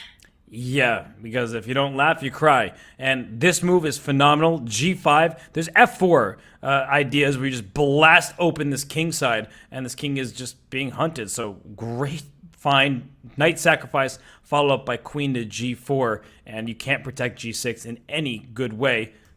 It's another knockout. This is amazing. Knight F7, Queen G4, F4. This is one for the books on how to attack when your opponent is behind in development as well as hasn't castled. With that king in the center and Gukesh striking at the right moment, Emin is... Yeah, I don't know what to say. This is not fun to watch, Robert, for Emin. And I just have to applaud Gukesh because he went rook b3, which seemed like a pretty random move at the time, but it was for this purpose. He saw the future that he would have a blistering attack, and he brought that rook that was sitting on b1 all the way up to g3. So much credit to Gukesh. It is painful for Emin Ohanyan. We feel for him. But on the other side of it is a superstar, a fantastic player. I got to stop saying so. I need another synonym for Gukesh. What else can we call him at this point? I've complimented him. But you go bishop e8. Robert, bishop e8, queen e7 is the only move. Yeah, what other name can you call him? A super duper star, Robert. And that's the kind of chess he's been playing. Look at that. Bishop a3. It's destruction from both sides of the board, from the king side as well as the queen side. And I think that this could be the moment that Emin decides to throw the towel in this one. You can't pick up the bishop on e8 with the queen. The g7 bishop is hanging. Meanwhile, white is ready to pick up black's material. The knight on b4 falls. This checkmate threat on g7 is too overwhelming to deal with. White is winning back a piece that was sacrificed, and that means that you will have the same attack without a material deficit, and that is a problem for black. So... 12 seconds on the clock. Robert, at this point, Gukesh is just bullying this match. Yes, because he's that good. He can do what he wants when he is playing in this style. And black, okay, I mean, it's trying his best over here with those pawns. But now bishop takes h6 is a threat. You can just take and play bishop h6 if you want. That looks like it should be very good. Good and strong. And I think he's going for it. Bishop h6. There are ideas of queen g6 to follow. And you could start with queen g6 now. Black's got to go rook h7. Or it's sacrifice the exchange over here and just start pushing these pawns. Wow. And let's not, again, never forget, Robert, black's got some pawns on the queen side. That can get a bit tricky for white. I will not forget, but look at white's pawns. The connect 4 doesn't win you this game. This is chess. And e6 comes to mind. E takes f5 apparently was a huge blunder. What is there here? e6 played? I love it. Oh, queen e8! Queen e8! Queen e8, queen e8, rook g7, king f8. Where's the checkmate? Rook takes f5. Robert! Oh my god. Queen e8 is fantastic. Will Gukesh find it? I think he will. A lot of things win here. Queen f7 wins on the spot. You win more material. Queen e8 is checkmate. And that would be a stunning finish. He's got 50 seconds. He's looking at it. Queen e8. If you move the king, you lose the queen. If you pick up the queen, you get checkmated. Robert, that was a sweet tactic you spotted. And I just saw Gukesh. He looked like he was mean mugging over there. I think he sees it, and he's just he sees it. Quadruple checking. But Queen e8 is just. I feel like I would resign the match after that move. Robert, it's coming. You should be so proud of spotting this. Queen e8, rook g7, rook f5. That's amazing stuff, and it's gonna happen. 18 seconds. It doesn't matter. 17. Okay, Robert. He needs to make a move. Yeah, he is really getting low on time here. He needs to go. 8. How's his 7, connection? Wait. 6, 5, 4, 3. Robert, what's going on? 2. Yeah, he didn't find it. This is it. And he said all of his time. Isn't b1 equals queen a possibility here? b1 equals queen. Oh my god. What is happening in this game? What happened there? Where did all of White's pieces White's everything go? And that's it. Gukesh gets checkmated. Robert, that's it. Emin wins the game. I'm in disbelief. Can we what just happened? I don't think either player can believe it. But, you know, that's good for, I mean, he gets a win. There were some other positions that were much cleaner than this. But at this moment here, right after this capture on e6, the checkmate that we're mentioning is queen e8 check. You take rook g7 check. The king goes here. Rook takes f5. You have no moves to your king. So you have to play queen f7. And I don't know, there are probably like 8 different checkmates, forcing sequences. But I think taking here and then just even rook takes b7 should probably be sufficient. But then maybe there's a better forcing sequence. But the queen sacrifice would have led to victory. Instead, he lost the game. Wow. A win for Amin Ohanyan from the position that we had Gukesh dominating, missing that mating idea that you just spotted, the tactic that would have been game over. Just incredible stuff we saw in this match. But for Amin, it means that he can breathe a sigh of relief as he comes back in this 3+1. We've got more action coming up. First, we're going to take a quick breather, and then the chess continues.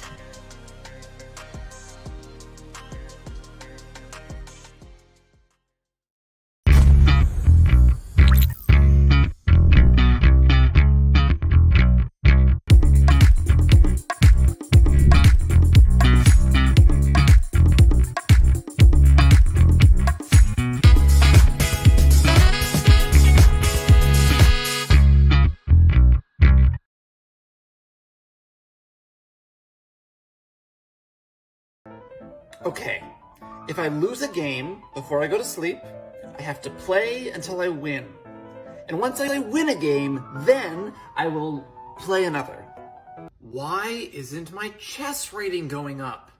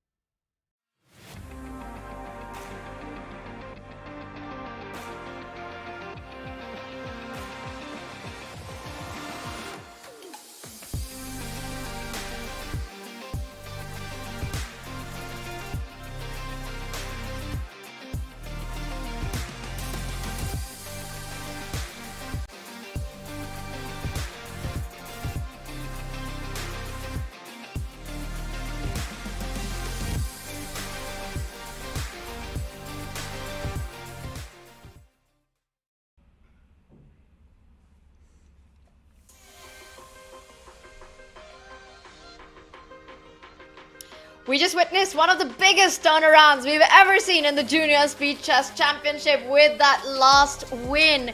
Emin does get the scoreboard going in the 3+1 section, but still a faraway dream to make a comeback in the match, Robert. Yeah, he is still facing a huge deficit against such a strong opponent in Gukesh. 12-3 is the score, but at least Emin got a win there. It was a topsy-turvy game, but he should be feeling good about the final result there. That could have been 5-0 in the 3+1, and we've still got 30 more minutes of the 3+1 segment. And Emin has to try to narrow that margin even further before he gets to the bullet, where in this format, it could be his best chance. But Gukesh is giving absolutely no chances today. He's a man on a mission, and it is not mission impossible for him. He leads with a 12-3. He is the #1 seed in this year's Junior Speed Chess Championship. For him, of course, it is the prize money, but more than that, it's about winning and booking his spot in to the Speed Chess Championship, the main Speed Chess Championship, with the big boys playing. Right now, for Emin, it's been a tough ride so far, all day, and psychologically, Robert, it's such a struggle to keep going. It is, but I think if either player is particularly frustrated right now, might not be the kid. Man, I don't know what to call them. They're so young. The junior we see on the screen in front of us, because he just won with A5 as his first move, did Emin Ohanyan. That was his first move. It was tilt. And Gukesh, he lost the game to 1A5. That is something you don't think they'll say. Yeah, and look at that. Emin, he looks cheerful. He knows he's the underdog in the match. He knows he's playing against a world top 15 player. He's not playing against somebody who is his age. Well, that's true. But he's also playing somebody who's one of the best players in the world. Emin is not taking the pressure, but he wants to make sure that the match can be as close as possible. And right now, we are about to lift off with a 3+1. Robert, what are you expecting? Will the scoreline get narrower? I don't think so just yet. I think we'll have to wait to the bullet before Ohanyan can really strike. Gukesh has been the better player today. He is super strong. He's super in form. He just is coming off a successful Norway chess event where he went toe-to-toe with all the best players on the planet. So for Gukesh, it just feels like he almost can do no wrong. Well, so far, he's been absolutely excellent today in both time controls. 8-2 in the 5+1, and then 4-1 in the 3+2. And we are waiting for the games to lift off. Gukesh unfazed, Emin with an uphill task right now. And we are, Robert, have the games begun? I'm not sure. Waiting for the action to take part. I think they will start very soon. So, yeah, the games will be on their way shortly. We are about to lift off really soon. Right now for Gukesh, this does look like a blowout match that this has been. It's only the start. And let's remind everyone, Robert, that this is a single elimination bracket. You've got 8 players in the quarterfinals. This is our first match.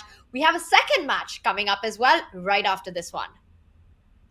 Yeah, we do. And every single match in the JSCC features super strong, talented, guess what? Juniors. It is the Junior Speed Chess Championship, and it's Christopher Yu taking on Pranav. So that match will be very exciting. That's the 4 versus the 5 seed. Wow. And this is the action that's coming up after Gukesh versus Emin, Christopher Yu from the United States, and Pranav from India. They will be battling it out. And again, it's a single elimination. It is the end of the road. If you're knocked out, you're knocked out of the event. And it's $50,000 on the line and the big ticket to the Speed Chess Championship. But right now, it is all about, can Emin try to make a comeback in this match? Can he at least narrow down the score enough to have a chance, to have a shot in the bullet segment? We know that we're all waiting for the bullet.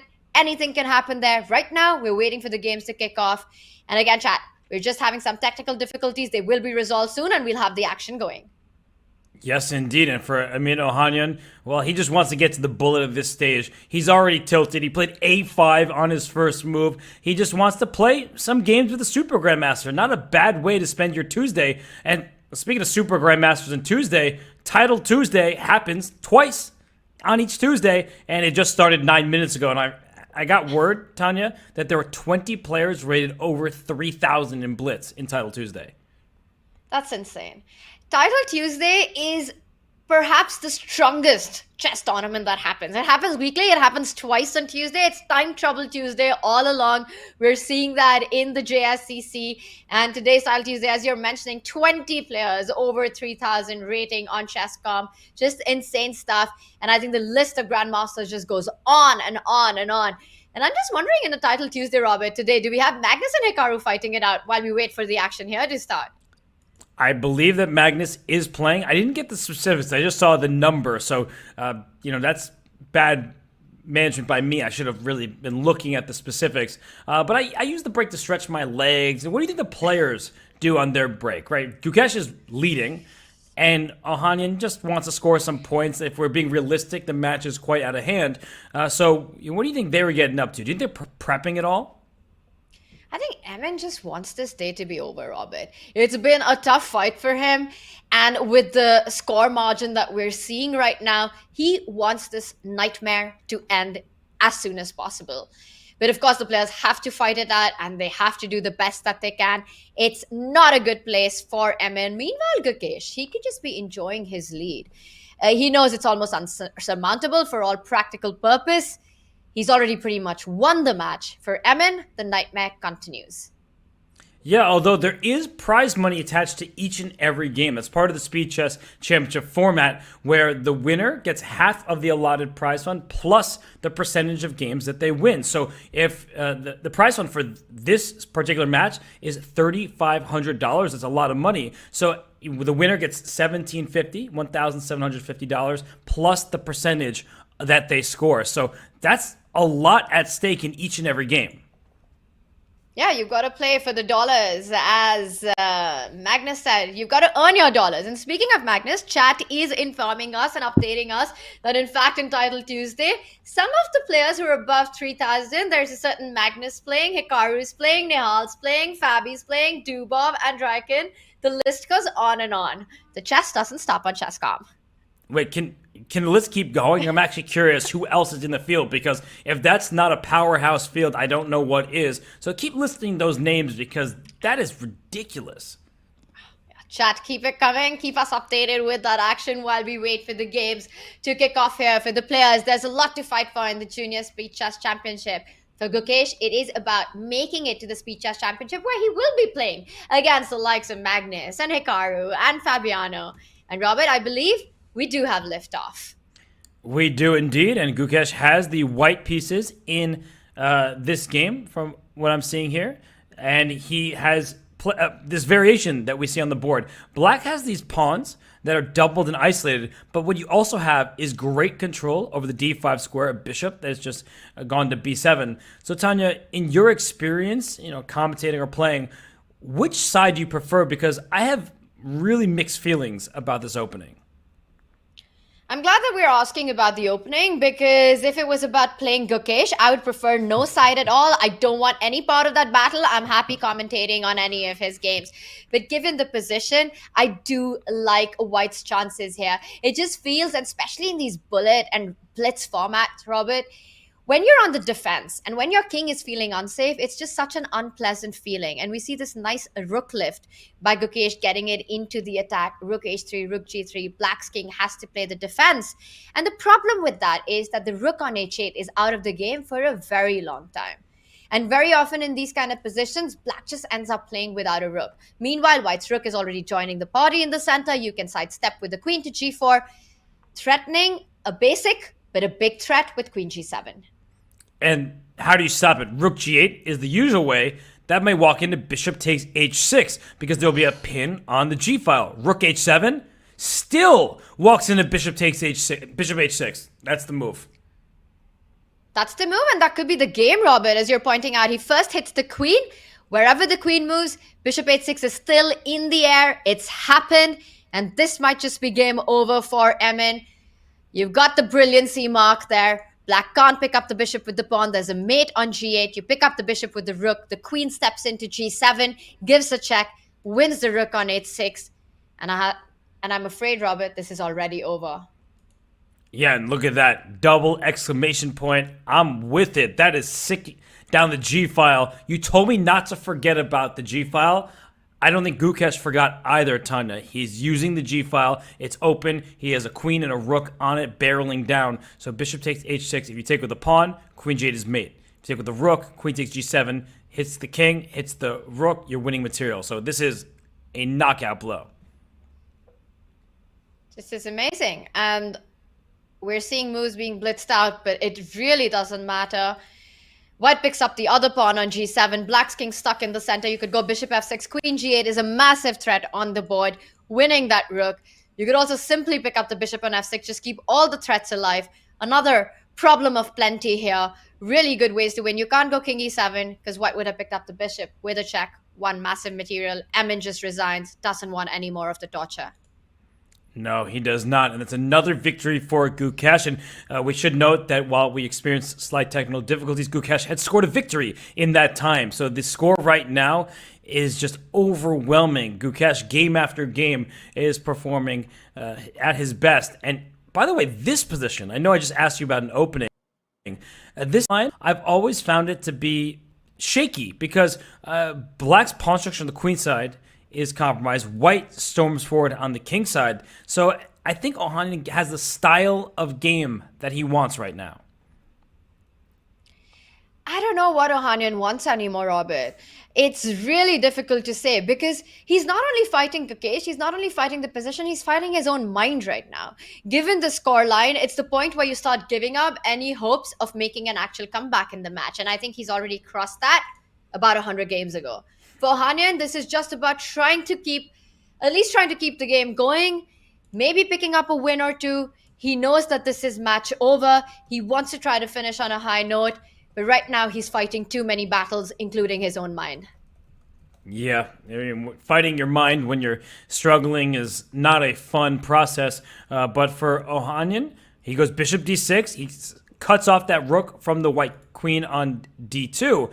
And if you can swing this queen on over to the king side, we could see a checkmating attack. That black king is in a lot of trouble right now.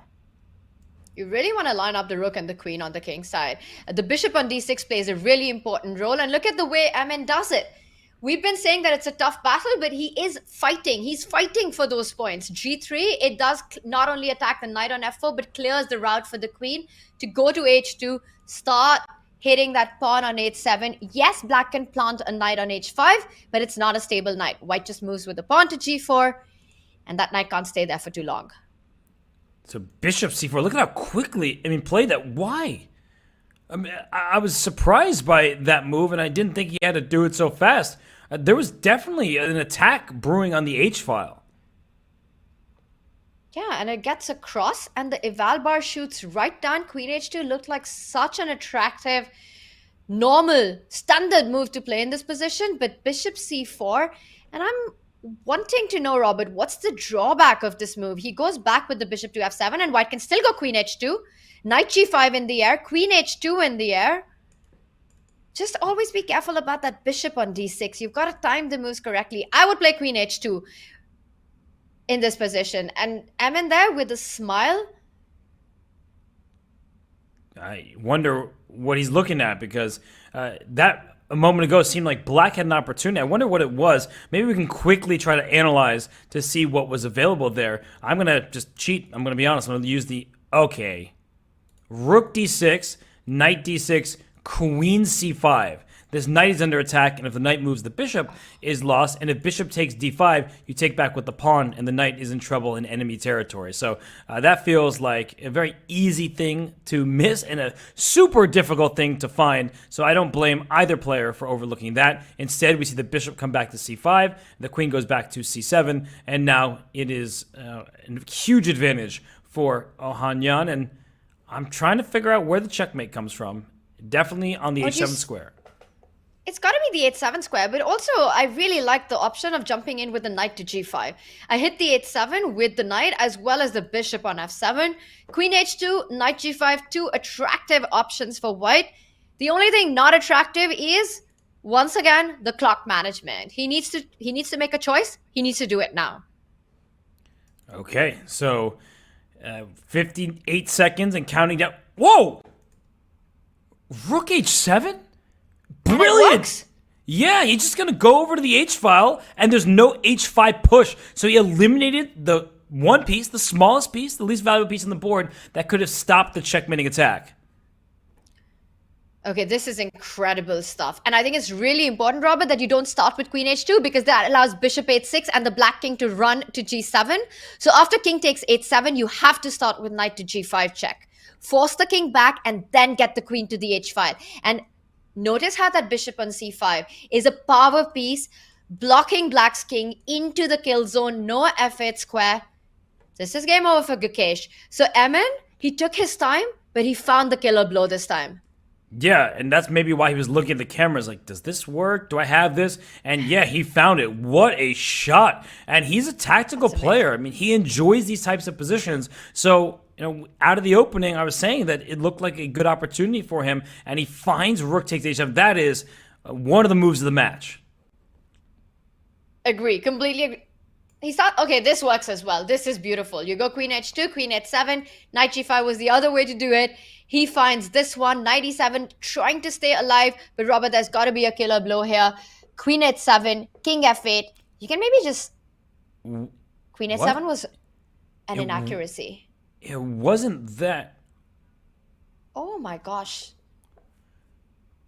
And now it's even Robert somehow? and I are both trying to figure out that... What was White supposed to do if not queen g7? Robert will show us. I think I see something. I'm going to very quickly pull up an analysis board for us because knight f6 check you can't take because if you take queen h7, king here, queen f7 is mate. That doesn't work. But if you, after knight f6, you play king f8, there's queen h8 check. Does this work? Because you can't block, I take it, your knight is pinned. After king g7, rook h7 check, king takes, rook f7 check, king here, bishop e3 check, king h5, rook h7 is mate. That is sick stuff. Whew! That would have been fire on board. Robert, you're on fire today. What is this insane line? You can't blame the players for not finding it. But what an incredible mating sequence that was, sacrificing a piece, sacrificing the queen. Let's get up to date with the live board. And this is where we are. After everything that happened, the dust settles down and Gukesh is winning. And now he's not. This is Not what happens in blitz chess. You just start scrambling, trying to find moves. A queen c3 apparently not the best, but it looks like a pretty good move, just trying to solidify your king's defense. And white has a knight and 3 pawns for a rook. What black's got to do is already start lining up. You can't go g4 because then black goes rook g4 and uses the pin along the f-file. So you've got to use the knight to defend that g3 pawn. And look at that. He goes rook g4 anyway. That's a beautiful move. You can pick up the pawn on f3. And I think this is just a balanced position. Draw is the most likely result, but the players are playing on seconds. Yeah, so because of the time, I don't think a draw is that likely. Somebody is going to make a mistake. And I wouldn't be surprised if it's black. 94 to d6. Watch out for knight forks everywhere. Knight's a super tricky piece, and we see rooks are being offered to trade. White's pawn structure is super intact on the queen side. Even if the rooks were off the board, they should still end in a draw, but it's all about the time right now. Gukesh, 17 seconds on the clock. Emin, under 5 seconds. I think that Emin's trying to win this game. I do think... Knight c3. There it is. Knight c3 on the board. And Gukesh just missed it. Look at that shake of his head. But he still got enough to hold. It's 2 versus 3 on the same side. But Emin's going to try to pull this one out of the bag. Yeah, he's going to try to slowly just make some moves. Maybe a c3, a b4. But he should not be winning this game. In fact, the black king is in the perfect position. And we see the players shuffling around. Emin right now not sure of what's the plan to try and improve. He eventually makes a pawn move. You've got to try to march down that board. b4 comes in after the trade. He wants to put the rook on c3, get the king up the board. And at 9 seconds for Gukesh to decide what he wants to do with the pawn. He refuses the trade. This is getting tricky to defend. Yeah, I mean, he's going back and forth a bit, and he had to stop b5. That's why he took on b4. And now the pawns are split, so that could be bad news for white because harder to push a passed pawn. You want to pawn with it. But on the other hand, maybe you can throw in an a5 or a c5 at the right moment if black's not looking out for it. It's hard to find that right moment because look at black's defensive structure. He's put the rook on the 5th rank. a5, c5 is hard to achieve. And at the moment I say that, he walks into it, but now he can start just giving checks and then eventually putting pressure on the c pawn. Wow. Uh-oh. If be a bit careful, Robert. White's allowed to check on 8-7. Things could get out of hand. Yeah, the good news is for Gukesh, this rook on b1 is on the b file rather is perfectly placed, and the white king can't cross the line. The white king would love to get the b6, but that's not going to happen. And if you go a5, black can go rook b5 and start picking up the pawns, and he does exactly that.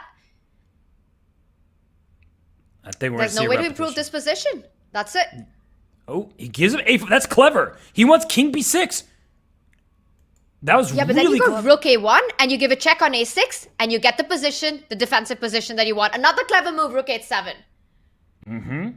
I think that Ohanyan's doing this perfectly considering it's a scramble here. He's just trying to win this pawn on his own terms, and he wants a rook d6. He's making things a little bit tricky. Super tricky. The moment he picks up that pawn, he needs to make sure that black doesn't have a check, and that's it. It's winning. Have that check. Because he didn't have the check on the 6th rank. This is amazingly played by Emin. Yes, no, really tricky stuff, and he wins the game. He was going to rook e2 check. He's going to build the bridge with the passed pawn, and he gets that win. That was an earned victory. Super good stuff, and both players there smiling. Gukesh knows as well he got tricked there, but very convincing their play there by Emin. Emin reacting, celebrating a bit. He's had 2 back-to-back wins, and that's something to celebrate about. Yeah, I have to be happy for him because he struggled throughout the match, and even Gukesh, who's crushing him in the match, is also probably a bit happy for him because, he knows how strong Ohanyan is. When he's playing his best chess, it's a much more combative match than we've seen thus far, but credit to Gukesh because when he's playing his best chess, and it's supposed even the slightest bit off, he is going to dominate matches like this. That's how strong he is. As you said, he's not just a kid who's happy to be in the tournament. He wants to win the whole thing, and then he wants to play in the SpeedChess Championship, and then he wants to start beating some of the top players in the world there. He played Magnus Carlsen in the 2022 SpeedChess Championship, and he lost, and it was a one-sided match in the final score. But he took 7 games off of Magnus, and he made Magnus sweat at various moments. So you have to love what Gukesh does on the chessboard. He's such a strong player. But Ohanyan, he's making this more of a match, more competitive in each and every game. Definitely. The last 2 games, definitely a drop of sweat there on Gukesh.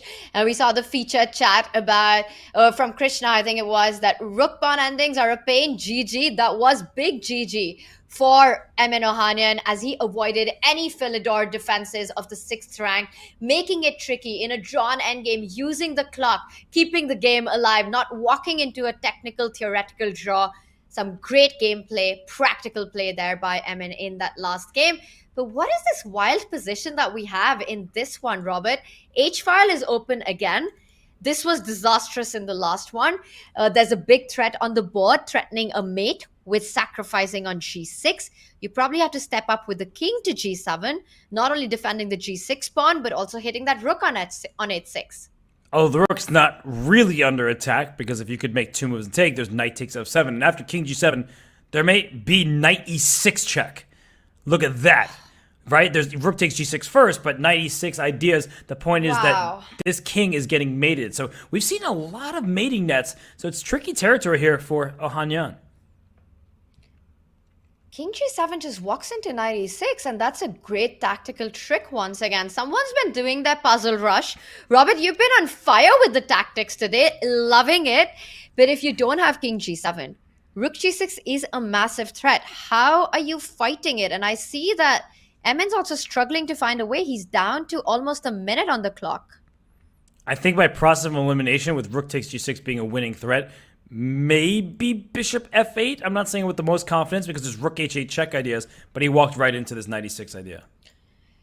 And he starts with rook g6, the same idea as you mentioned, but he switches up the move order. And I think Emin might have just very well missed that because we see him shaking his head there. And once again, out of the opening, Gukesh is winning, but we've seen massive turnarounds, so I'm not going to call this over just yet. Wait, he goes rook takes d2, He was hoping for some tricky fork or something, but the knight was pinned, so it wouldn't have worked out regardless. So he smiled at the end. He was kind of like, all right, that wasn't my game. No, it wasn't, and it was clear from the start as Gukesh managed to build a big attack in that Queen's Gambit decline and finished it with a knockout blow on the G6 square. We've got another Sicilian Cecil for the kill by Gukesh. His opening strategy has been on point so far in this match. He's played many different openings. He played like a modern at some point. He's just been mixing and matching, and I think in even a hippo type of variation. So I think in these matches, in this format, he's willing to take more risks because time control, it's quicker paced. So what's going on in this game? It looks like white has given up the bishop pair, but has also secured this e4 square for the bishops or the knights, whatever you want to put there, you can. And this potentially could be the final game in the 3-minute with a 1-second increment segment. We see just about 4.5 minutes left. So not those many games in the 3-minute blitz section, after which we will have the bullet. And look at that scoreline. 8-2 in 5+1, 7-2 in 3+1. Robert, a blowout of a match. And for Emin, it's been a tough day in the office. It certainly has been, but he's fighting. And when we get to bullet, I think he will score some victories. He'll earn some additional cash in terms of the prize fund. So I just want to say that I think if I were playing this match and it would be one side in Gukesh's favor, I'd be dejected. I'd probably just throw in the towel, maybe even resign the match as soon as I could. But I like that he is still fighting each and every game because he wants to score wins, and it's a great opportunity to play against a top-level player. Yeah, these kids are fighters. They do not give up. And Robert, it's so easy to do that. For Emin, it's such a big opportunity to be able to play in the Junior Speed Chess Championship. The seedings did not work in his favor, that he has to play Gukesh in the first round, the top seed. He knows he's a heavy, heavy underdog. Every game is a learning experience. And this game might reward him if black is not careful. And that's why Gukesh is pausing right now. It's a critical moment of this game. If you make some kind of aimless move like queen to c7, queen b3 is going to hurt. Your king is in the line of fire. Your bishop will be directly under attack. So queen f6 is played to keep in touch, in contact with this bishop on b2. And knight e4. White is much better here. This is looking very tricky. The threats combining the knight, the rook, and the queen. The idea of queen b3, the loose pieces that black has with the bishop on b2, it can get very dangerous really quickly. Queen b3, I think black will be forced to step away with the king. Emin doesn't hurry. He gets greedy with the pawn. Rook d7, queen b3. I'm loving both these options right now. This black king is definitely in trouble right now. Rook d7 also frees the d5 square for a check against this king. So if you stop me from playing queen b3, I might just play queen to d5. And I love this position for Emin Ohanyan. He's outplaying Gukesh in this game. And that's really something to take solace in. And Robert, again, wrong direction. You can't get greedy right now. You have to go for more than just a pawn. Rook d7, queen b3 ideas. The one thing that white needs to watch out for is back rank weaknesses. But we see Gukesh returning the favor. Not easy to see why bishop d4 wasn't an accuracy. And Ohanyan just goes on with the pawn hunt. Yeah, one thing that Ohanyan needs to be careful about is his king on h1. Rook takes f4 ideas are in the air because it's back rank checkmate, but rook takes f4, there might be rook b8 check. So black's king will be blackmate check. Back rank checkmate first. So it's a back rank checkmate threat indeed. And queen d7, that looks pretty powerful, but maybe there's not queen h4 because the bishop's hanging. I love queen d7. It's on the board, and this might just be game over for Gukesh. I don't see a way how you're defending. You might have to go back queen g7, but a queen trade means all those extra pawns. You can even decide not to trade queens. I don't see another option except queen g7 here. So you can trade queens if you want. If you just want to liquidate and say, I'm going to try to win the endgame. White is up 3 pawns. 3. I didn't even count until this moment. So I would be tempted to trade. But I also feel like white probably has better. I mean, queen d5 back, queen f6 would be forced, and then maybe h3, just make space for your king. This should be an opportunity for Ohanyan to strike. And with this being the last game of the 3-minute segment, it would be great for him to be able to strike in this one, get a bit of that confidence before moving on to the bullet. And of course, as the clock runs low, the time format gets lower. You have to rely more on your intuition. And to be able to do that, confidence is key. He keeps the queens on the board, Robert. I was critical about his decision of going pawn hunting. I'm going to eat my words and say that that's really paying off right now. And we see the 3 extra pawns. It's really a big asset in White's position. 3 extra pawns is quite a number. And h3 was played. He made space for his king, created luft, so the king can slap to h2. There are no problems in the back rank anymore, at least not for the time being. And queen d7. That queen can always go back there if you need. The a6 knight is hanging, but queen takes d4 check would be a big problem for black. Oof. So bishop e5, what a concept. Nice. Yeah, it's a really cool concept, and it's still winning for White, but the thing is, this really creates a bit of a mess in the position. It forces Emin to pause and think, and that's exactly what Gukesh is hoping for. He's playing on the clock right now, using the pin along the f-file, using the fact that the knight on a6 was hanging. Finally, the queen is free. Rook h3 is in the air. White still cannot pick up that bishop on e5. The rook from f8 will pick up that rook on f1, and I think rook h3 is a legit threat because you trade it, you give up the rook, a check on g3. When the queen falls back, there's a check on d4 with the bishop. So a lot of big ideas in the position.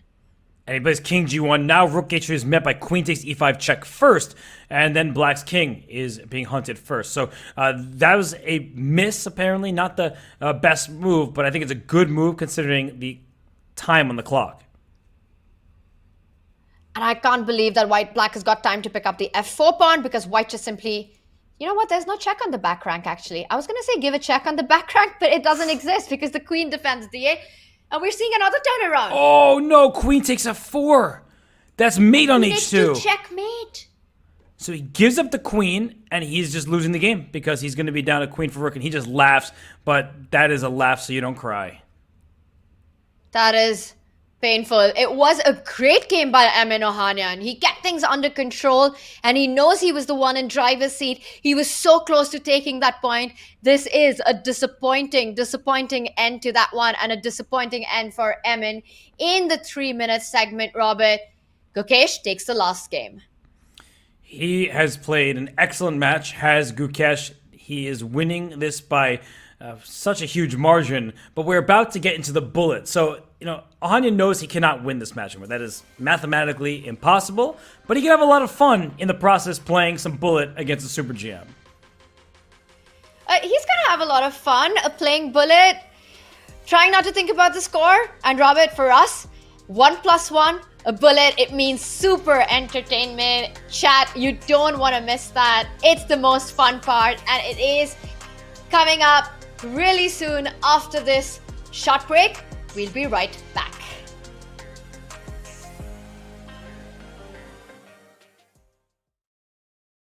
Do you wish playing a chess game with a friend was as easy as sending them a text? Well, good news. Now it is. With Chess.com's new iMessage app, you can start and play a game directly in iMessage. Your friend doesn't even need a Chess.com account. It's just tap and play. Head over to go.chess.com/iMessage or use the command iMessage in chat to learn more. Chess Kid is fun. Chess is great for the brain, but it's also fun to play. And Chess Kid makes it easy to have fun. Whether your child is a total beginner or a prodigy, they can hop on and find a well-matched opponent from around the world at any time. Chess Kid is the safe, parent-approved way for your child to play chess online. Chess Kid is educational.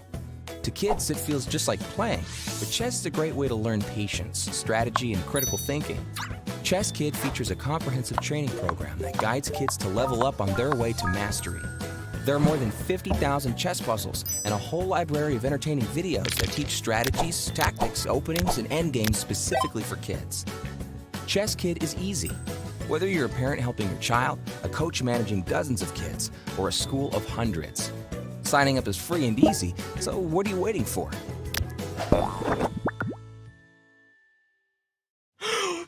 I was here!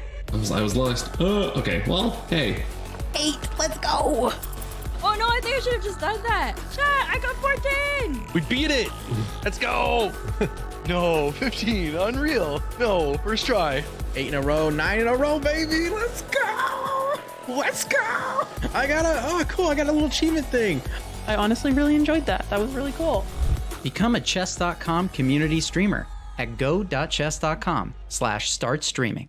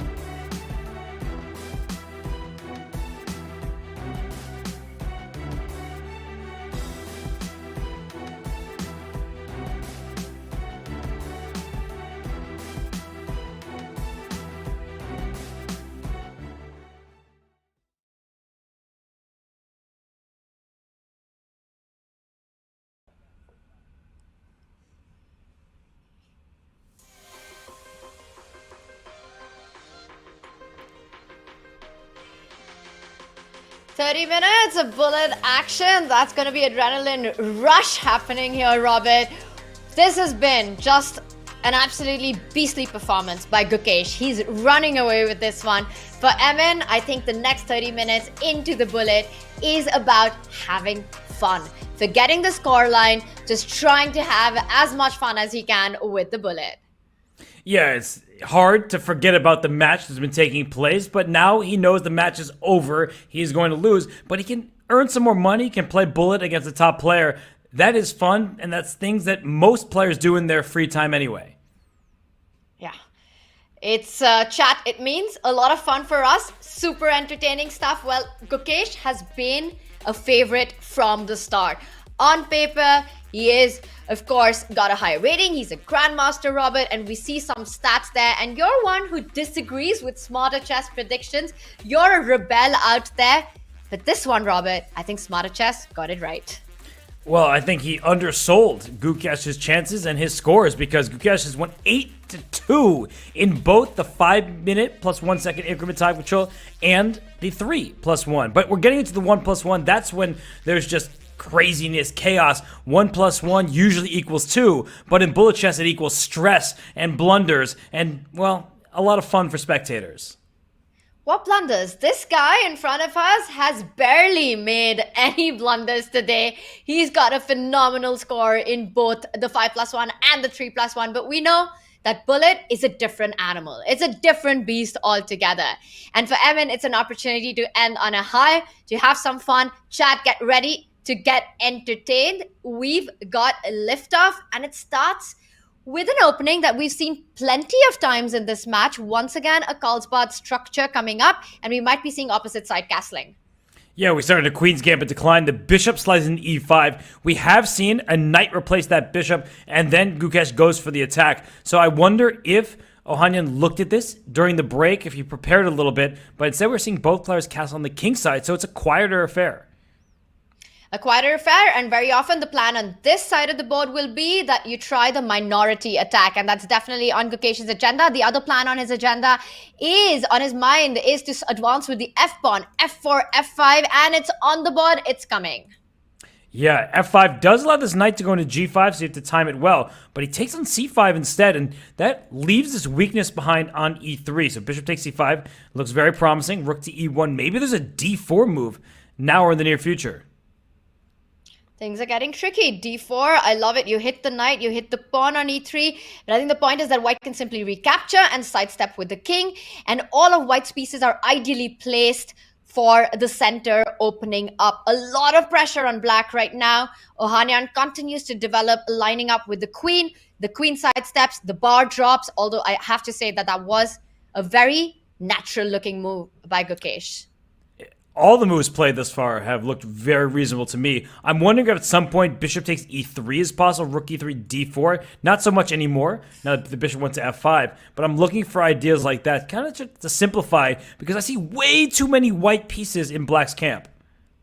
And I see way too much of a deficit on the clock as well. Once again, for Emin, he's down to about 20 seconds. And that's a 19-second advantage for Gukesh right now in bullet. You have to play the clock as much as the position. He needs to start moving fast, Robert, or this segment will also end in heartbreak for the Armenian youngster. Well, knight e4 was a good move. Watch out for knight g3 check. That's why he brought the knight up here. And apparently rook takes e7 was a mistake. Probably queen takes e7 was better to avoid the queen trade. And we see this position, and I love it for white. This bishop, we usually like bishops over knights, but Tanya, the bishop stares into its own pawn. Yeah, all they want to do is get rid of that e4 pawn. But that pawn is there for life. Even if white can grab it for free, Gukesh will not do it, opening up that bishop on c6. He's eyeing that bishop on c6. Also, a doubling up on the d line is on the cards. And always, the f pawn marching down the board is a threat you cannot ignore. Have to have it in your mind. Compare all the pieces. White's piece is so much more active than black's. Knight on e5 is such a strong piece. And f6 kicks that knight out of there. The knight can go forward to g6. That looks dangerous, but back to c4 maybe even more so because the pawn on b6 is loose. The pawn structure absolutely horrible for black. He loses one of the pawns. b2 is hanging. Gukesh defends it with the move b3. He's just up an extra healthy pawn. Can start targeting the e4 pawn now. Oh, and forking the rooks. Knights are so strong in bullet chess. This game isn't completely over. There's still some chances for black because it is bullet. But I wouldn't be surprised, I was going to say, if Gukesh decides to liquidate, he is now up 2 pawns in a rook endgame. A really nice practical decision there. You just trade off the pieces so there are no tricks, and now he's going to win the other pawn or force a king pawn ending, and that is it. Emin resigns, starts the next one, and we've got liftoff. And Gukesh this time with the black pieces. Yeah, we're getting this line again. Sharp variations. But wait, you were saying with the black piece, wasn't Gukesh white in that other game in this exact line? Yeah. I think both players have played this line with the white pieces and the black pieces. But this time it's Gukesh playing black. And it's getting very tricky already, Robert. Once again, we see the knight is on d5, bishop c4, and this time it's Gukesh going into a bit of a think, which is good news for Emin. Emin playing fast. Emin playing fast, playing well. And if we do a quick material count, black is actually down a pawn. That double pawn c4 is gone because white played a4, a5 to kick the knight out from its perch on b6. So I like this position for white. I think it's excellent chances. And black doesn't have an idea. Black's a bit cramped. And white's simply developing, protecting the pawn on b2. That frees up this bishop to develop. I really like how white's playing this game. Yeah, and where is black's counterplay? The answer is nowhere right now, and it all comes down to, are we going to see some big blunder because it's a bullet game? Objectively, white doing really well. Queen e4, the first inaccuracy by Emin. Bishop h6 is always in the air. The knight jumps to b4. What black wants is to try and get c5 in. You want to break the center, try and create some targets for your pieces. It's not going to be easy. Meanwhile, Emin targeting black's king, h4, h5 in the air. h4, h5 looks very good and standard. You can take on c5, play knight to e4. Oh my goodness. This knight is about to sink its teeth into a square like d6. That looks like a problem for black. Oh, nice find. Wow, and does that just win the piece? It And won we the saw game. Gukesh there. He reacts. Yeah, He reacts. He knows that he missed it out, and that's it. Emin takes the point. He reacted and he resigned. He's like, I can't look at this position anymore. That was a nice game from Ohanyan. It's what we said from the beginning. If this match were within 3 points, I really did believe that Ohanyan would have chances. He would still be the underdog because of that 1 second increment, but he's a super talented bullet player, is Emin Ohanyan, and we just saw that on full display. That was an excellent game from him. Yeah, and then when it comes to Bullet, Robert, you can take the ratings, the predictions, and throw them out of the window. You can burn them. It doesn't matter. It's Bullet. Anything can happen. But there is a big point deficit because of the 5+1 and the 3+1. And we see fire on the board already. Again, a line that we've seen the two of them employ in this match. Gukesh has been loving Harry the H-pawn. It's been marching down the board in several of the games. And now with that last move, Emin, he eyes that E5 pawn because of the H4, H5 advance.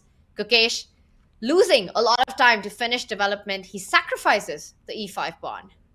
Yeah, taking that pawn and trying to play G3 and F4 and going for an attack, but it doesn't feel sufficient. I think, oh, look at that move. Stopping any F4 ideas and trying to get to this lonely H5 pawn. So, Tanya, I haven't forgotten about it. You told me several games ago. The G file, Rook G8, I'm still looking at it, and that was a good move defending the pawn G4.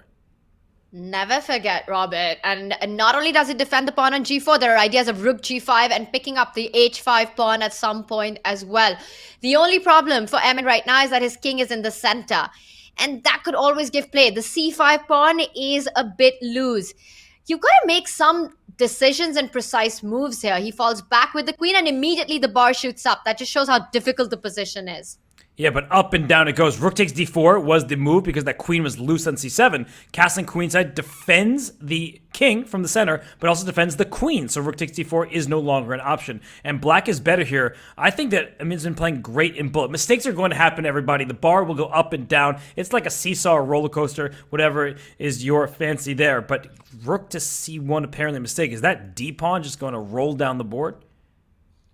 Black's got two extra pawns and no clear weaknesses here. White is just waiting for the clock to go even lower and potentially a blunder. You said the d-pawn's marching down the board. Yes, it started. I don't care whether the eval bar creeps up or not, Robert.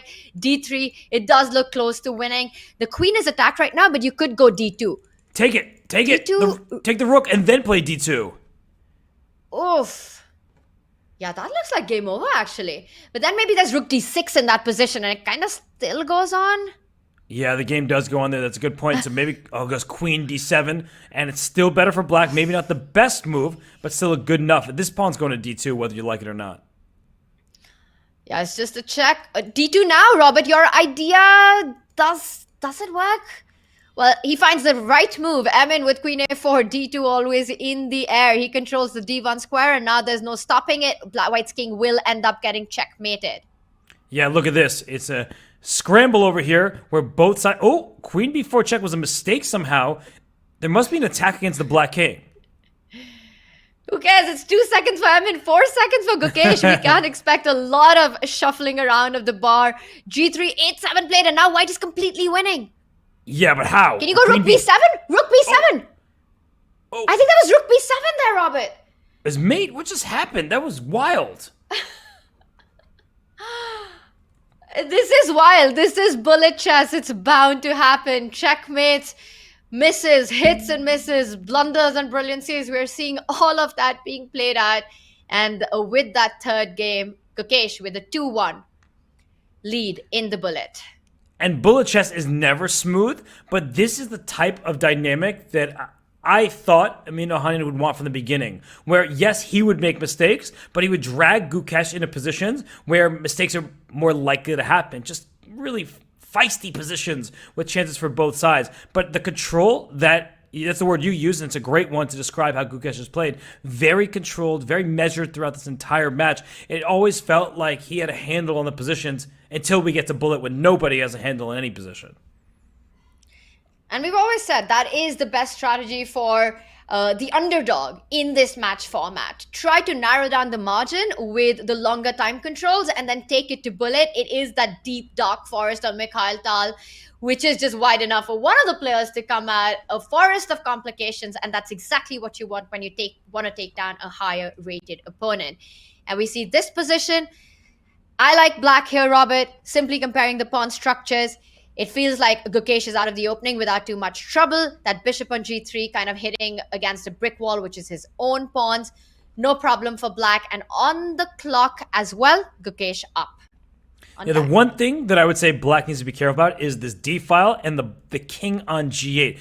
h5 saying, I'm not afraid about my own king, but I am a little bit concerned about this king if this queen can line up on the d file and go into the position. So he goes knight f8, knight g6. Okay, no longer am I worried about the black king. Yeah, because now you're worried about the h4 pawn and the e5 pawn, which both come under fire once the knight arrives on g6, but that would allow queen d8, a trade and activity of the rook. The rook could also start threatening the pawns on the queen's side. He starts with the king moves. Gukesh wants to keep the queens on the board, making it even trickier. Watch out for the rook coming to d8. Knight from g6 will guard the h8 square, so it's not checkmate. Wow, what is happening here? White's going after pawns on the queen side. Knight takes e5. Do you have to take that thing? I don't think you want to allow knight g4. I think you've got to take that knight on e5. Knight g4 with all the ideas on the back rank looks really scary, but giving up that dark squared bishop, it means a lot of weaknesses around the king. And he does allow the knight to jump into g4. I think you should take it on c7. Yeah, you could just go rook f1. Rook f1, trying to get the queen over to h1. That looks good enough, but the e5 bar is going back. Yeah, such a natural move. And once again, the eval bar says, what are you talking about? But it's the move that everyone wants to make, and it forces Emin into a think tank down to 5 seconds, 4 seconds. And bishop g... We made one! Queen h2, and he misses it! Oh. Ladies and gentlemen, this is bullet for you.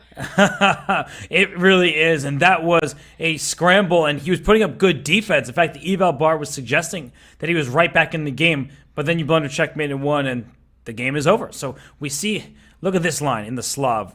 Pieces are being captured. What's the material count? Black is up a pawn, and I think that this is a fun variation. This is bullet chess, as you said. Every game has been a fun variation with these two. The openings have often ended up in a fiery middle game, and it's been super entertaining to watch. Unfortunately for Emin, it's been going in Gukesh's way from the start. Now, again, Gukesh taking the lead in the bullet as well. I do like White's position, that A pawn marching down the board, the double C pawns, the C4 pawn can be picked up at any moment. He decides now is the right time. The F pawn's doubled up as well. Robert, the eval bar says it's fine for black, but I wouldn't be pleased if I was Emin right now. Yeah, pawn structure problems. Although the good news for black is you are putting pressure in the center and on the queen side. So I do think that there are some chances for black. This knight on f6 can hop up to e4. There will be a lot of activity. And by the way, Ohanyan's up on time for like the first time today. And up on time by quite a bit. This is bullet, and Gukesh is hitting the 30-second mark. Bishop c5, a queen trade on the offer. The knight jumps in. There are always threats of a fork. Watch out for knight e7. The bishop on c5 for now guards it. White can play rook to d1, getting that center file. But first he goes bishop e3. Do not pick up that bishop. Knight e7 was a trap. Yeah, so he went rook e8, just covering the square. And I like the way that both players are handling. Bishop h6 check. King has to go back to g8. Where is the knockout? Knight b4 comes to mind, but I don't think that's sufficient. There is an idea here. He plays rook b1. How could you blame him for getting the rook to b7? I love it. Rook b7. And if you got rook d6 here, you might have to play rook d6. But then you go rook d7 anyway. With knight f6 to follow. So this knight needs to move. But where to? Knight f8? Very passive. Knight. Ooh. Knight somewhere. Knight f6, rook f6, and you get the other rook to d7, Robert. That's an idea. Instead, he plays bishop g5, also really strong. You can't move the rook, the knight falls, and f6 runs into knight f6. And this is game over. Sometimes attacking a rook with your bishop is just the best way to go, and it wins the game for Gukesh. He's looking powerful in the bullet as well. I think this is a good sign for him in the overall JSCC, because his next opponent Gukesh's next opponent will be the winner of the later match between Pranav and Christopher Yu. Both of those players are fantastic in blitz and really, really sharp in bullet. So the fact that Gukesh is hanging in there and playing excellent bullet chess is a big deal. By the way, this line is when I played as a child. If castle's kingside, f5, this gets very dangerous for black. And if Gukesh doesn't know how to handle it or hasn't really revised the theory recently, it's so easy to get into trouble really quickly. He plays the move 8-6, and we see he's burnt the clock quite a bit. He's not super familiar with it, or at least is trying to remember the theory. Robert, the good news is he's not going to get checkmated anytime soon, but he's given a big edge to white. Look at that. The pawn going down to h4. You can't pick it up. The g7 pawn will fall. King d1, defending knight c2, but that felt strange.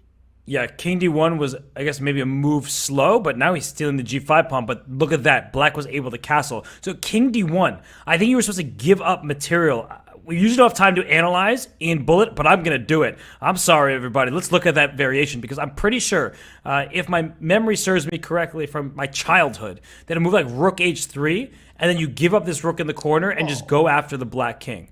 Because after rook takes h3, queen takes h3, this queen is getting in here and the king is being hunted. So you give up a rook because black hasn't developed. It's a very, very nasty variation that's hard to meet, especially with no time on the clock. But it's still super nasty for Emin now. And he does miss that opportunity. And now it's his king that's under fire. King d1, the move that we were talking about, Robert, forces white to give up more material. Yeah, this is just over. You can pick up the queen immediately. And he does it.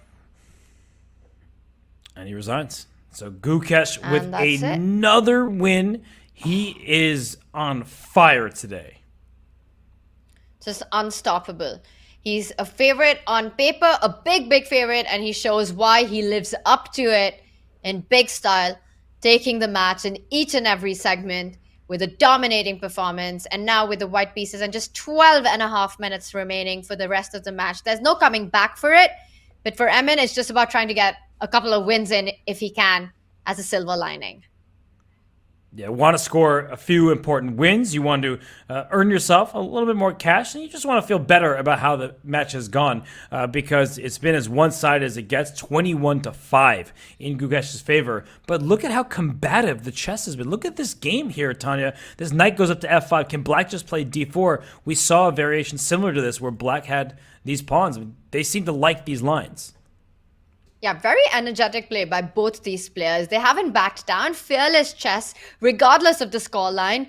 We've seen by both Emin and Gukesh, and a crazy position right now. d4 played, but the knight isn't hanging, so he just takes this moment to get the king to safety. There's a pin along the d line, and wow, black goes shock castle after having all these pawns which are down the board. All the weaknesses on the king side. I see the eval bar, but Robert, this can get dangerous very quickly for the black king. Yeah, look at this move f3, trying to pry open the G file that you told me was very important not to forget about, so I haven't. And he plays f4 at the moment, trying to kick this knight away. If the knight goes to c6, the c4 pawn drops. d3, the queen can move up to c3, and c4 will still drop in the near future. So it's a very tricky position. I'm starting to like white's chances. Super tricky. And once again, in the bullet, you obviously don't care about what the eval bar says. But if you just look at the position visually, yes, black's got these two pawns down the board, but the king feels so unsafe right now. And one by one, the pawns are just falling. You can even pick up bishop d3 right now. They are falling, but what black's trying to do is take on e4, play bishop to f6, and speaking of unsafe kings, with a bishop on f6 and a queen lined up on the b file, the b2 pawn would be under attack with checkmating threats. So look at black, very solid, all the pieces on good squares, and now the queens are off the board, so opposite color bishops. Does that mean it's a draw? What's the pawn count, Robert? It's 6 to white, and white has an extra pawn, but look at those two f-pawns doubled up, opposite color bishop. Should be holding, but this is bullet. Who cares what the objective evaluation is? Anything can happen till the very end. It's about flagging your opponent. It's about being the one who makes the last mistake. And once again, h3 coming up. He's trying to free up the king side, trying to create some play there. It's far from over. I have to say I'm quite impressed by Gukesh's bullet. I didn't know that he was this strong in bullet. His rook e1 a problem, king c2 protects. So I think g3 will drop, but clearly white is not worse. White's not worse, but I don't even think White's that much better. What White really wants is to get a4 and create another weakness on the king's side, preempting that. Emin gets the knight into the game, picks up the f4 pawn. Things are getting a bit crazy. Black's also super active right now. I'm starting to like Black's chances here with b3 coming in. You might not be too happy where to move the king. King d2, bishop takes b2, this rook takes f4, so you can't steal that pawn just yet. Not just yet, but it's a forever weakness. The rook is coming to b1. You might have to fall back with your knight to c3. Oh, there has to be tactics. King e3. Rook g2 check, trading off the rooks. That's very helpful for But then White. you take it, you pick up the b2 pawn. He could have picked up the b2 pawn. Or maybe not. Yeah, the knight was under attack just there, but now b3's gone, so is a5. And White has an extra pawn. And White's the one who's pushing because Black's knight is super far away from that a4 pawn. And look at that move, bishop c2, keeping the bishop 2 squares ahead of the knight to control all the squares from which the knight can get to the queen's side. Yeah, the knight will have to take a slower route, and knight a5 is c6, but the king goes to c5. Not king c5 now because knight d7 check. And now knight c8 is coming with a7. Oh, but you go king e5. So you give up this bishop for the pawn, and that's why king b4. What a move, by the way. Just bring the king up all the way forward to b7. Whoa. And is Black in time with queening? And now we're going to see queen and knight versus queen. This is getting crazy. White tries to bring the knight back, and he does because Black's bishop cannot stop a7. He had to play bishop f4 first, so the knight couldn't stop the pawn, and then f2. Impossible to find in bullet. Ohanyan laughs. He's beside himself. And Gukesh, he returns the favor. Both players, they seem to be in pretty good spirits. Yeah, they're having fun. This is bullet. It's far from anything that... It's a different format completely. It's about being entertained. It's about having fun, playing fast, and that's what Emin is doing right now. But Gukesh just so strong. And look at this. With the black pieces, Gukesh employs the same idea that he has been with white. The H-pawn. Harry the H-pawn is on fire today. We have a There's Karo no Khan.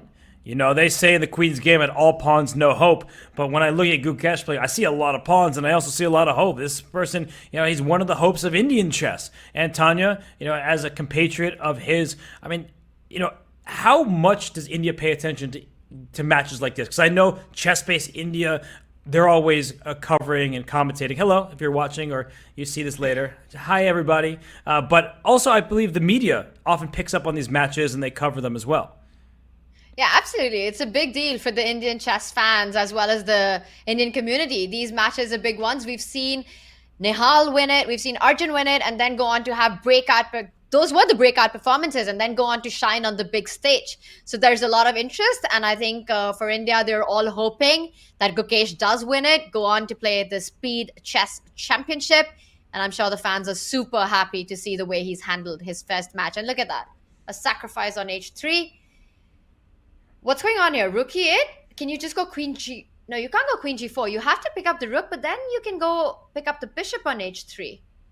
So it throws in bishop g2 first because he was losing a piece. And if you move the rook back, suddenly this queen gets into h3 and you might be in some trouble. So this was out of desperation rather than something he desired to do. But it's going to be an extra piece for white for a couple pawns. Now can Ohanyan convert that? He's got to play fast, Robert. This is bullet. Pick up that bishop. Think later. If you come back with the rook, he's trying to see if he can keep the rook alive. He's thinking about rook e3, trying to defend that h3 square, but it's so risky to do that. But maybe it was the right way to go because we see the eval bar dip down. And after king g2, I don't believe that queen g4 can be anything. So he starts with a check on h3. Saying, where are you going with the king? If king f1 is like h2? Oof. And you've got to go bishop e4 then. h2, bishop e4, queen takes e8. I feel like black has legit chances there. It's looking really tricky. He starts with queen e8. The queen falls back. He wants to go to queen h5 and start creating counterplay of his own, also keeping an eye on the h-pawn. That was an essential tempo, it seems, because now the queen's on h5, stopping the h-pawn, also threatening. So the king goes out to e7. That's where it's going to escape to. Look at the time, by the way. Both players down to about 6 seconds. Well, it's bullet. It's bound to happen. b5, white completely winning with an extra piece. But as long as that h3 pawn is alive, Gukesh will try and fight this one out. Queen e5 played. Well, that h3 pawn does fall. The queen comes into activity. The king has to step up to defend the bishops. This doesn't look very easy. The king is getting checked around a bunch. Back to D4. Goes queen f5. Probably should bring the queen there. Good spot there. But queen f2 was a big threat. And he goes queen g1. So he doesn't want the king to run away. But bishop takes d6. What is happening in this game? Picks up the f6 pawn. Oh. Bishop c3. And this should be checkmate. This has to be checkmate. Yeah, this is a game that will not slip the grasp of Ohanyan. He gets a win. And Tanya, with 4 minutes and 23 seconds left in the entire match, I think we'll get 2 more games. I think we're in for 2 more bullet fun here. And of course, the players are taking this match very seriously. But with the big margin that Gukesh has, for Emin to make a comeback in the bullet is not possible. But it's been a big fight still. Playing dynamic, energetic chess, and we might be in for another fun game. Bishop d3. Develop both players playing standard opening ideas right now. Black wants to play b6, bishop b7. But do you have enough time to get that in? Important question, because look at White's pieces on the D file. There are many of them there, also staring towards the black king side. So you do need to be careful if you're in Ohanyan. He's not moving. He's not moving. 30 seconds on the clock. And wow, that was a long think in a bullet game to pick up that knight on c3. Yeah, too long, because now Gukesh has more time than he started with, and Ohanyan down to 25 seconds himself. 8-6. White can think about starting to line up the bishop and the queen along the diagonal. He can start with rook c1. The bishop falls back to b1. But Gukesh, with a different approach, centralizes the bishop. The rook will land on c1. And it does. And maybe queen e2 here. Yeah, no, White is looking... I like bishop b1. Sorry, I agree with you. I was saying White's looking good, and bishop b1 going to the diagonal and trying to line them all up. It looks great with the bishop on c3 as well. I love it. A lot of attacking possibilities. And, of course, up on the clock again. Gukesh, this bishop d4. You can't pick up the bishop on e4. The queen is hanging, and White is threatening to trade on c6, destroying Black's pawn structure. Queen g4 would threaten a mate on g7. Yeah, so how should you stop that? Maybe e5?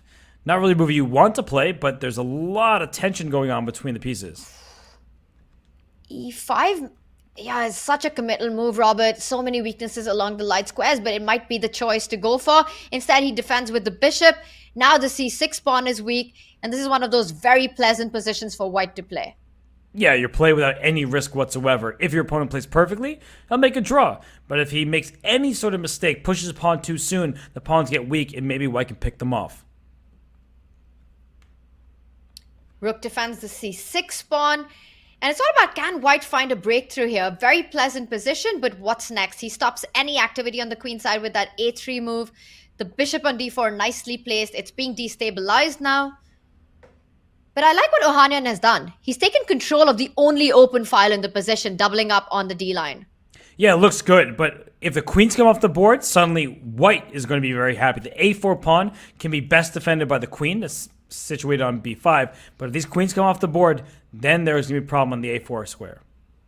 2 seconds for Emin.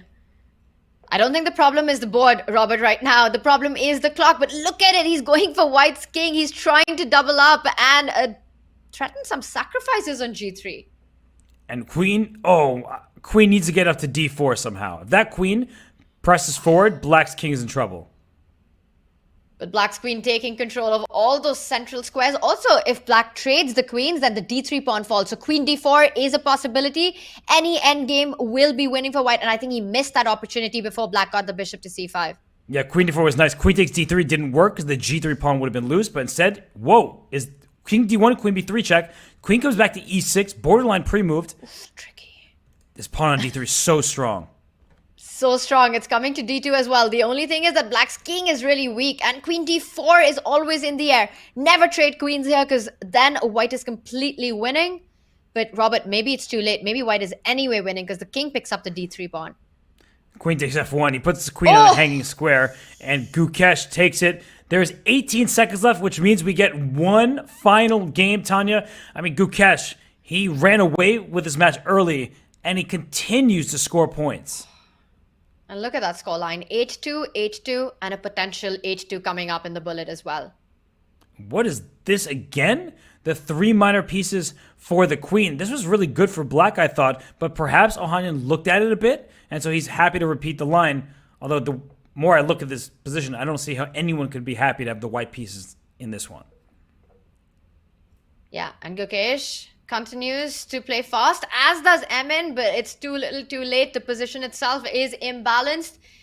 Once again, the 3 minor pieces against the queen, as long as there are no weaknesses around the king, are often the ones that are better and stronger. You just need to find your harmony. The bishop on f5 can fall back to g6 to defend that tender f7 spot. Oh, look at that. These bishops are under threat right now. How do you defend them? Because if you go knight e7, white can actually go rook takes e7, bishop e7, queen f5, but that might be the only move. And then you go rook a4. Okay, Tactics you spotted it, on and the he board. played it. Yeah, it does seem like white has a lot of material, right? That's such a good Rook find a4 by on the you. board. Yeah. Good find by you, good find by Gukesh. Double exclam. You take the rook, you get back rank checkmated. You don't take the rook, you lose this bishop. So great find, Tanya. That was really excellently spotted. Yeah, this is, I'm so happy to see the brilliancy spot. Proud of myself there. Rook a4, hitting that rook, taking advantage of the back rank weakness. I think bishop f7 was the only response in the position. Robert, I'm afraid this one's ending 8-2 as well. It looks like it. Black has a rook, a knight, and a bishop for a queen and just 1 pawn. So 10 points for white. That sounds like 11 for black with that material. And oh my goodness, every piece is defended and defending something. This is brilliant stuff from Gukesh. Before coming in, taking advantage of the pin along the C line. But you've got to be a little careful because that rook on c4 can become a target along the diagonal. So don't rush with b4. He does exactly that. Now knight h5, knight g3 ideas in the air.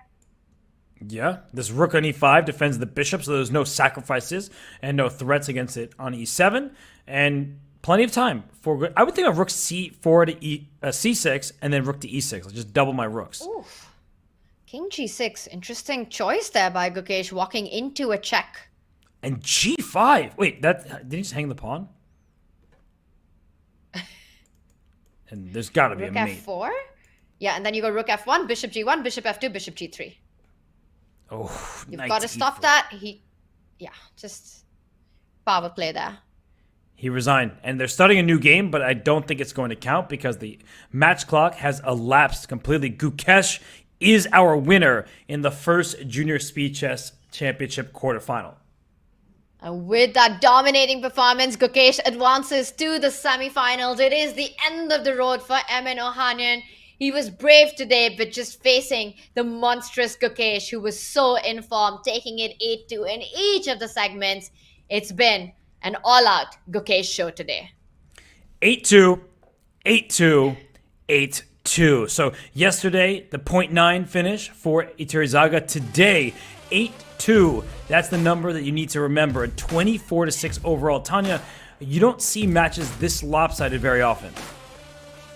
8 is the magic number for the day, Robert. And I think our Smarter Chess prediction was 18-10 for Gukesh. And this one, he just takes it to a whole new level.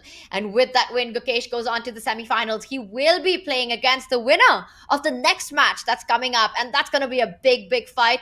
And Robert, in my eyes, that's a closer match to call. Oh, it's impossible to pick a favorite there because both of those players are evenly matched in blitz and bullet. Their ratings are quite similar. Christopher Yu, he is a chess composer. He's won awards for chess composition. He's a brilliant kid, and so is Pranav. Buddy, he's very popular on the Chess Broad channel. He did well in some Pro Chess League matches, and he's been playing in the just finished Asian Continental Championship, so he's very active over the board. I believe he got a silver medal in the Asian Continental Blitz, so he's had many successes to his name. That match is too close for me to call. And this is our bracket. We are done with the first match of the quarterfinals of the Junior Speed Chess Championship. Gukesh with a dominating performance against Emin Ohanyan there, 24-6. And now it's Christopher Yu, the masterful play in tactics by Christopher Yu. We're all aware of that. Pranav will be facing that. A very close match. No favorites in that one. That's coming up. Robert, it's going to be an exciting one. As you mentioned, too hard to pick a favorite. But if I had to put you on a spot right now and ask you to make a prediction, what would it be? Who's going through to the semifinals? Oh my goodness. I do this to people all the time, so I appreciate you returning the favor. I'm going to go with, we're all going to win because, chess is a beautiful game and we're all learning and having a good time. But I'm going to go with Buddy Pranav. I just think that he's very informed in all spheres of chess. And so I'm going to go with him with the slightest of nods. Wow. And Pranav, we've seen him in the Pro Chess League as well. He's so strong in these speed chess formats, Robert. He loves to play. He loves to play these faster formats. And that's what he's up against. But he will be playing against Christopher Yu. And it's going to be a big, big fight. It's been such a fun day of chess. And the action continues. And I've loved chat keeping us updated with all that's going on in Title Tuesday, sharing their thoughts on the match, sending good vibes to Emin on a very difficult day. Robert, it's been like a bit of a community that we've had going with the chat here. Yeah, no, the chat is awesome when they decide to behave and I decide to pay them some attention. It's okay. We had a good day today. I appreciate you. But in all seriousness, we always appreciate everybody tuning in, watching the matches, learning, having fun along the way. It makes it that much more fun for everyone involved. And speaking of community, Robert, this is the chance for our chat to join the official Chess.com community club. This is the place to be for all info on community tournaments, giveaways, contests, and other events. Plus, connect with the community and stay up to date on the chess world. Use the command community in chat to get in on all the action. Don't miss out on that, and don't miss out on the match that is coming up as Christopher Yu takes on Pranav in the next quarterfinal of this Junior Speed Chess Championship. Mike Klein and Aman Hamilton will be calling all the action. It's a goodbye from Robert and myself. See you later, chat.